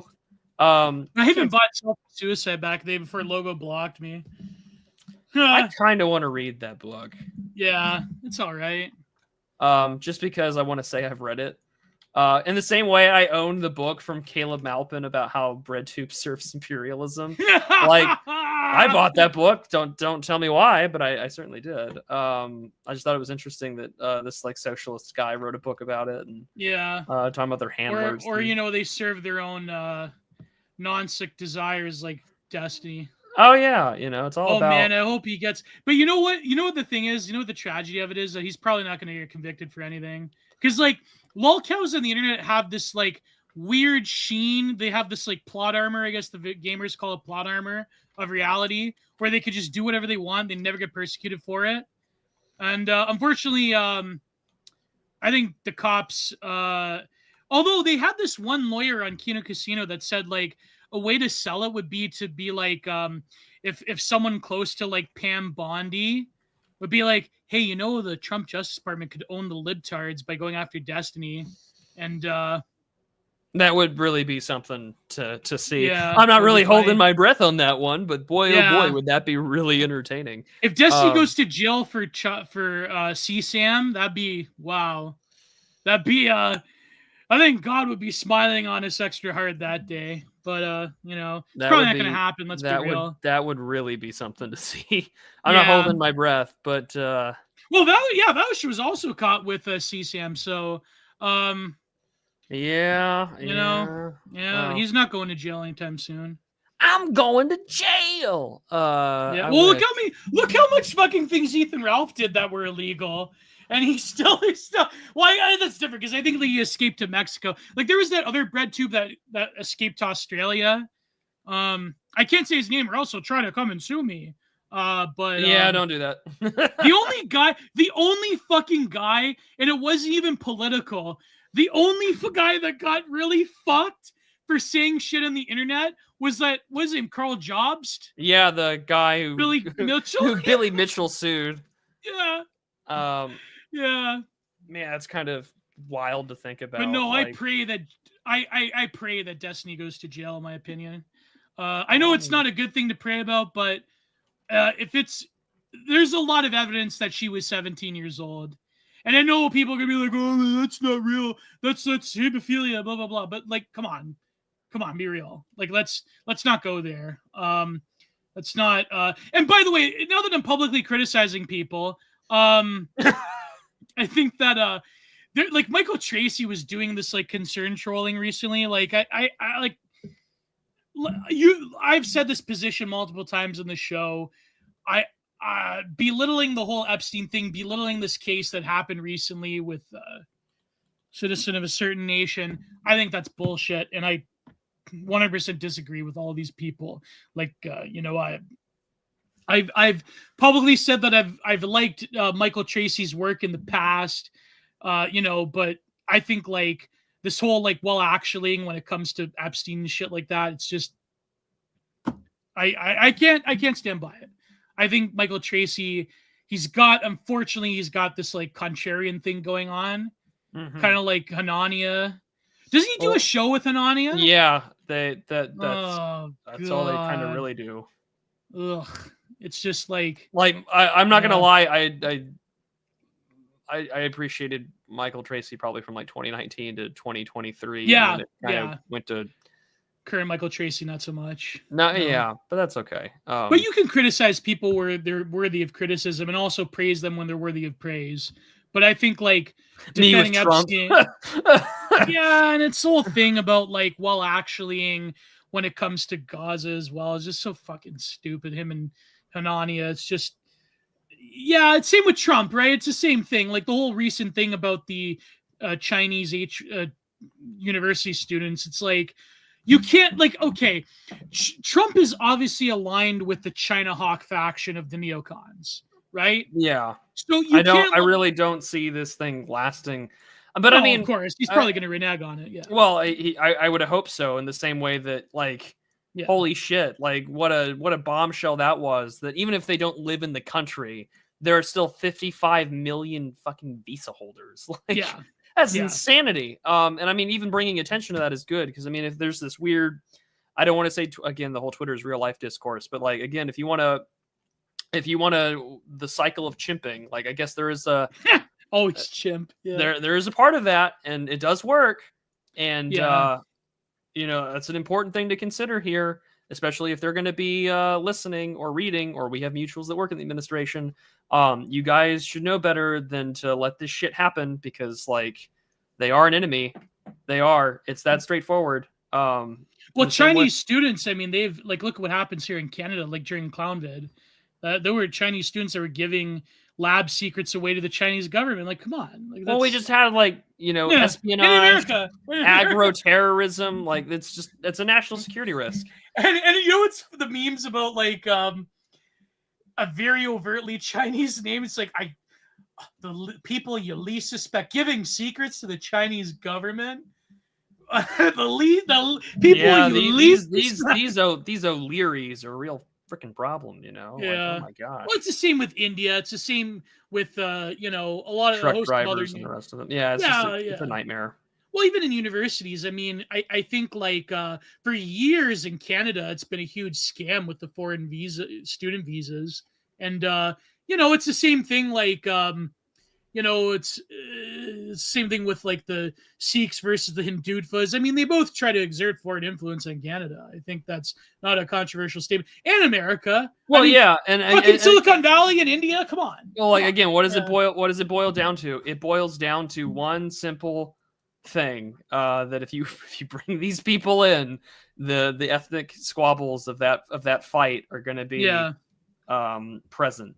It's that straightforward. Well, I think the problem with Trump is that he feels like a lot of the quote unquote tech right people rooted for him. And obviously those people are like these Silicon Valley libertarian types that don't really have the same values as the average MAGA person. No, it's the moneyed interest versus the voter base. And I mean, there was a tweet by Fruit Salads earlier where it's like, isn't like the hatred of the British working class been like the prominent political motivator of the like British state and elite classes for like hundreds of years? Well, and I'm like, yeah, that's part of it, unfortunately, which is tragic. There was a great post by My Fitness Feelings. He said it's very funny how for generations the thesis that the city of London through banking wanted to control the world through the British Empire, even its ruins with America, but now that's sort of like turned inward to despising and hating the British people themselves. He goes, we will have to study this phenomenon for a long time. Because I know like a lot of conspiracy, like LaRoucheites, they make like this big deal about the city of London. But I think that for whatever validity or lack of validity that thesis has, I mean, the situation is that the British ruling class, I mean, as we've said multiple times right tonight, deeply hate and resent its own people. So, They have made their case known. Yeah. So that's as tragic as it gets. But let's go ahead and go on to the super chats. Like I mentioned earlier, Entropy is working. It's the pinned link in the chat as well as down below in the description. It finally works. Thank you, Rachel. And on top of all of that, Lord willing, it's either going to be this Thursday, and I'm not going to upload over the weekend because I'm going to get screwed algorithmically. It's either going to be this Thursday. I got to avoid the weekend. Yeah. If not Monday, is when the Halo CE video drops. I have a whole CE playthrough recording. You'll enjoy it. And then I'm just going to be talking the whole way through, talking about the game, talking about the culture, talking about nostalgia, talking about sort of the industry and the cultural things that cropped up, and then talking about the modding scene and just sort of, I'm going to be like, just throw it on the stack. I know there's a million other guys that have covered these things, but like throw mine on the stack because I'll definitely send it to my best friend. This is what I've been wanting to do since I got started. When I decided to make my PC 5 years ago, I was like, oh boy, won't it be nice to finally try and do what every other white guy with too much time on his hands does and make a video game essay. Haven't done it since. Instead of having a Letterboxd account. No. Instead, what did I do? I decided to get involved in right-wing politics like an absolute chud. So here we are. What a fun time that's been. So please need super chats. You people were very generous to me last week. So please give Prude your money. Prefer Entropy now that it's working. Yeah. And democracy dies against us. That's a great take. I just got out of the public input meeting. Oh man, I've done so many of those working in government. It's nuts. Democracy dies in consensus. That's a great line. That's a great line. The Washington Compost strikes again. We'll start with the ones on YouTube. We'll start with the ones on YouTube, and then we'll go to Entropy. Dawn Browning, thank you. She says, I'm proper enjoying this. Thumbs up. Cough up a few bucks if you can, ladies and gents. Well, thank you, Dawn. I always see her in Mr. D's Twitter Spaces. Dawn is in Dawn is always in Mr. D's Spaces. I think she's British, if I recall. Well, there's Australian $10. I think that answers your question. Oh, she's Australian. Okay. Yeah. Vulpus Persona says, I'm buying one for the Hassler. Choose wisely, kid. I've answered a number of Hassler questions, but I think I have to read C. Wright Mill. I think is that. I don't think I've read anything of C. Wright Mill either. And he asked if I wanted to go on Tucker. I definitely would. I mean, I don't know if I would love to, because that would be like the apotheosis of my online career. Oh, speaking of which, Monday, Labor Day weekend. You're going on Tucker? No, I wish. No, Dimes and I will be back with Do You Even Read, and we will be covering Futures Past by Kolasek. Nice. So more book talk. Pillowman for $10. He says hypernormalization is in full effect throughout the West now. We are not done though. That's the terrifying thing. Mm-hmm. It's not over. The ride isn't over. But we are here. That is there true. There you go. So now we'll go on to the hide comment. Thank you for the YouTube super chats. Now that entropy is working, thank you God. We'll start at the bottom. All right, Serbian Cat, who I appreciate Serbian Cat because he answered last episode. He has notifications turned on for my tweets as well as yours. That guy is an absolute soldier. Serbian Cat says, nothing much to say about Wally. Love the show, and I've had the pleasure of attending an Orthodox wedding. Probably the most beautiful church I've seen IRL. Also, the ICE hiring process is like Trump 1.0. It's a total shit show. I've had some friends do the I've seen some friends take the civic test that's required to do it. It's been a mess because it's been just an influx of people trying to hire and get hired. But I mean, it's USA. It's like jobs.gov. Like it's a mess, and it's a lot of things and things like that. Sex Freakman. He says super chat. Well, thank you, sir. I greatly appreciate that. I think it's the first. Anyways, he says, hey, this is from Hassler. Would you consider going on Tucker since Oren went on? Well, we answered that. I think we both would say yes, just for the platform. I mean, I would be a bit trepidatious. It would get a lot of attention and heat, but I'd definitely do it. I would go on it if I knew at the end of the day I was going to. If I were in Oren's position, like if I worked for the Blaze or if I worked for another right wing or conservative media institution where I knew I wasn't going to get fired or effed over the next day by my job, yeah, I would probably do it. Oh yeah, definitely. But I work in the private sector, and if it'd be kind of over if I did. If I was like, I don't know, if I was like living in America, maybe I would be less trepidatious. So yeah, they allowed me to have a bank account says Sex Freakman. It's so over. Yeah. But he says, I think this one's more for Gio. Also, did you know that Putin's second favorite philosopher is Lev Polyakov? Oh, I missed out on. No, I'm not gonna accuse someone of taking Theo Blacks. I'm not doing it. I was just joking. I saw a thread. Someone accused him of taking Theo Blacks. And he continues saying, "JK, it's Gumliev or something." I definitely. It's Ivan Ilin, if I recall. Which Ivan Illich, Ilin. On Resistance to Evil by Force is a book that a lot of liberals have cited as one of Putin's favorite books, which we've covered on Do You Even Read? Seasider sends $10. He says for the ODST War Bond bucks. I bought that earlier today. So yeah, thank you, Seasider. Appreciate it. Sex Freakman again says this one's also for Michael Hassler. Do you know of any Italian home remedies for gay turbo AIDS? Thanks for the shout Oregano. Oregano's your friend. That's all I'm going to say. Oregano is your friend. But it's funny. I could ask. I know someone who's Italian who does a lot of home gardening stuff.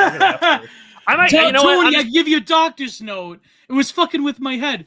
What, a doctor's note going to say you isn't sucking cock? Rest in peace, Hesh. By the way, Hesh Rabkin, the actor. Jerry Adler died. Rest in peace. Golly. Charlie Mackey says, good evening. I hope you're both well and no funny or clever questions, but the way how the world is going almost makes you wish for a simplification, Canticle of Leibowitz style. Yeah. It's a nice way to wish for a nuclear winter there, Charlie. March in the Mojave. I might upload that video or that audio and just have some stuff in the background because I talked about Fallout New Vegas like 4 years ago. Yeah. Back when Paul Fahrenheit and East were close. Yeah. Sam 153 for a very generous $20, as well as Charlie Mackey for 25. You guys are very generous. Sam 5153 says Sneed. He says that the Indian truck driver wastes 3 people with his truck and has no remorse. Gains millions in support from the petition from his co-ethnics. Libs will make every excuse, such as the current paradigm. Yeah, like I said, Sam 153. Everything is kind of just nakedly obvious. Yeah. It's pretty bad. And then Sex Freakman sends another super chat. I've been very generous, Mr. Freakman. I greatly appreciate it. You've been a freak with your money. He says, I think the aforementioned rhetoric circles back around to being safe edgy. You're making it about we hate those who hate us. As long as they do, they're all equally enemies. Is the same thing with class thing. Oh, yeah, it can become a form of normie sadism. Yeah. Oh, yeah. That's very fair. It's like, you know what? But there's no off ramp. There's no release valve. I mean, this becomes the problem. And what unfortunately the cycle becomes this impotent hate spree of us impotently going off on the internet, you know, like and so there becomes this exasperation of like, well, what can you do? And then the burnout and the demoralization continues. And then people forget that there are still avenues to be engaged politically. I'm not saying that there are guaranteed political solutions to current problems. That is not what I'm saying. But I am saying that at least within your immediate vicinity, there are political means in which you can improve the quality of life around you. Well, there is that basic critique of like not being able to vote your way out of it because a lot of people didn't vote their way into it. That's very true. So, none of us voted our way into this. No. But also like the old De Maistre problem is that there's no one central node of authority in which I can say this is who to blame. Well, even like in Canada, like people didn't consciously vote for millions upon millions of migrants. They voted for fucking weed. That's why they voted for Trudeau. Yeah, they voted for weed, or they voted because they were tired of the Harper government. The same kind of repudiation Obama was to George W. Bush. Whereas I would say like boomers that voted for Carney, it's a bit different. I do have genuine hatred for a lot of them because they actually saw the fruits of Trudeau for 10 years and they just voted for Carney anyways because they like were blinded by their hatred of Trump. That's, I think, a different, more nuanced position. But that's a totally different beast because exactly. It became this knee-jerk liberal equivalent of like patriotism because like Trump is a fascist or whatever. Exactly, yeah. And it was like the Canadian flag out there. The cut our nose despite our faces type deal. Yeah, and they say like these people. I shouldn't say as much because it's just like it's so incredible. They view the Dominion flag as a hate symbol now because of like I don't know these like right-wing trolls or whatever. Like that's fucking insane. That's like my father grew up under that flag. Like it's like anyways. That's how ridiculous these people are. It's just because they're using it as a hate symbol. It's like fuck off. Like it's it's the same thing about not wanting Johnny McDonald statues torn down and defaced. Or the Cracker Barrel thing, or all the denim ads. It's just like don't fall for. I mean, there's red meat and don't fall for slopulism. Don't. I mean that and also like it becomes really easy in the same way to just what's the word I'm looking for? It becomes really easy to lose yourself in the regards to just falling into again like the safe edgy like what Sex Freakman's talking about. Like it becomes so easy to just fall into the routine of like you're on autopilot. I hate this. We don't have to live like this. I hate them. Da da da da da. And it's just like man, it's well, even like sayings like I mean like for example Oren, he's a great friend of ours. I respectfully am criticizing him. Like the whole thing about the journalist thing. Like, I mean... Oh, you don't hate journalists enough? Yeah, like, I mean, I think there's a difference between, like, an Aaron Rupert or a Guardian journalist or, like, a libtard online. I don't think you and I are his audience, though, either. Well, that's what I mean, but I think, like, the problem is that there's between that and just, like, foreign correspondents who are in Gaza who are murdered by that certain government in the Middle East. Like, I think... I understand like the meme factor and the polemic, but I just think that it's sort of like a lack of nuance. And so I would say this to Oren directly if he has me on the show again. So I'm not like hating on Oren. I'm just saying that sometimes, like I mentioned that tweet I read, like sometimes vibes and meta concepts can get lost. And I mean, like you said, we're not Oren's audience, obviously. So like I don't know. I saw that. I disagreed with that, and it's like anything else. Like I don't think like every single journalist is the same. Put it that way. Yeah. Same thing. No, like I don't think every single I get where you're coming from, and I do. It's like no one wins in this conflict, unfortunately. Well, that's not true. I wish both sides could lose, but in the sense that like, it's tragic the fact that like we can blow. I mean, it's the same thing with like the war in Ukraine, right? Like we can give so much attention to like the journalists and like the people that are suffering there, but it's right, at the same time, like the proper due sympathy, attention, and care needs to be given to those that are dealing with this war on the other part of the world. Right. That so oftentimes gets looked over or deliberately ignored because like it doesn't have the same spicy attention as like Israel does. Exactly. Yeah. There's a lot of genuine problems on both inside Russia as well, but also Ukraine, the country that is currently dealing with territory and attacks, and the government doing what it has been doing, and it's just been unfathomably tragic. I don't think enough due attention is given in that way either. And and again, it gets so lost in the safe, edgy meme aspect of it all. Well, yeah, I think like I mean, in a lot of cases, I think Oren was quite good on the issue of Israel versus Palestine, but it's just no one bats 1,000, Gio. No one bats 1,000.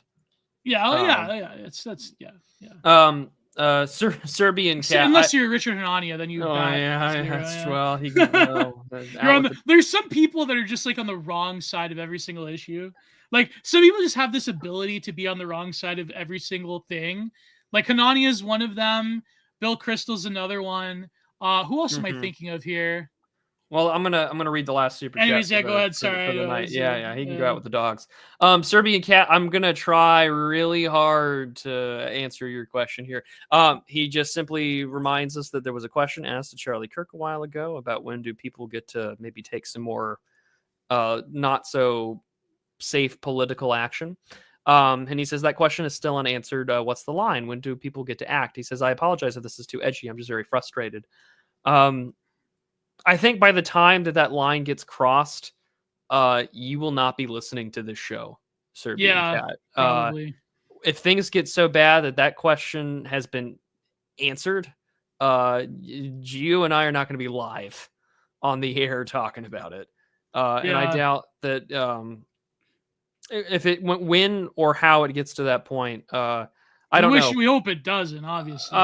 In a lot of ways, I would like it to, just so things are a little more honest. But at the same time, I also know that it won't be the case because let's not kid ourselves. COVID happened, and nobody strung up politicians or lockdown proponents or anything like that. Like the things that you want to see happen did not. And so I would be a bit skeptical or a bit concerned when asking that question, just because like. I know that it takes a small minority to do things, or it takes one or two things to finally kick something off, and it could happen. But again, hypermobilization is more powerful than we realize. I think. Yeah, that and the population's way more complacent than you realize, and the people that you think or that would do these things. You and I probably don't know them, and I'm sure the federal government does, or worse, they've probably already done the same sort of thing, like the Gretchen Whitmer thing with infiltration. I don't know. I don't have an answer to that, Serbian Cat, because if I were to begin to pontificate on that particular issue, I don't know how much longer I'd be on the internet, because my frustration and my level and my thoughts about wanting to do things, of course, are extreme because I'm mad and I'm angry. But at the same time, I mean, this is the difference I think that someone had observed about like when white people decide to get violent. Is like they've thoroughly thought through and have decided to calculate what they're going to do and have decided that like the consequences are worth the action. Well, yeah, but I don't know. I don't know how many people are at that point, and I don't.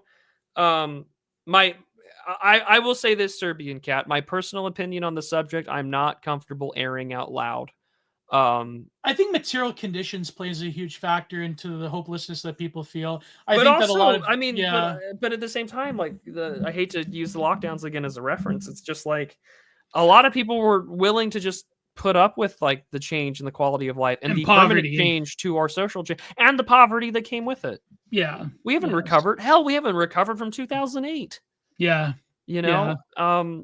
So I don't know. Our governments kill millions of people or let people kill each other by the millions around the world, whether it's in the Middle East or Ukraine. Tens of thousands of people get killed by lawlessness in anarcho-tyranny. Yeah. Point blank in the United States, just because of like conflicts that people play for racial reasons. And it's or conflicts that people play winners and losers at the highest level. Yeah. Like the anarcho-tyranny becomes very clear. I think the problem is when Western governments can no longer externalize a lot of their problems the way they have for decades now. I mean, what do you think the global war on terror was? It was essentially externalizing a lot of energy that was culminating in some very serious negativity towards the system that was taking place in the 80s and 90s. And so there's always unfortunately, I think that transnational progressive neoliberalism is much more elastic and has a staying power more than we want to admit. So I think even when, and the thing is, like, don't frame this only as like right wingers fed posting or whatever, but like even like the political left, I think because we're like, you know, a lot of people can become myopic in these spaces, and they don't realize that the political left is almost, in a lot of ways, even though they're given certain mandates of power, they equally have been they've been corralled into different directions that are not fundamentally challenging to the system as such on a global scale. And so I think that there will come a time when the fringes, I think, on the left and right will realize that society is not invested in anything of their interest. So, I mean, who knows if that point will ever come in our lifetime. I mean, the system has an ability he sends a follow-up, and I'm just going to say thank you. He says, apologies for the tough question. I come from a military background, like he's the seventh generation of his family serving in the army. And he says, I have a military background dating to the American Revolution. I'm just sick of feeling a sense of helplessness in regards to the issues. And I could imagine that's an incredible like my mother's side has been here since before the revolution. My dad's side came here shortly after the War of 1812, and my dad's side of the family has fought in every war Uncle Sam has sent his boys to fight in.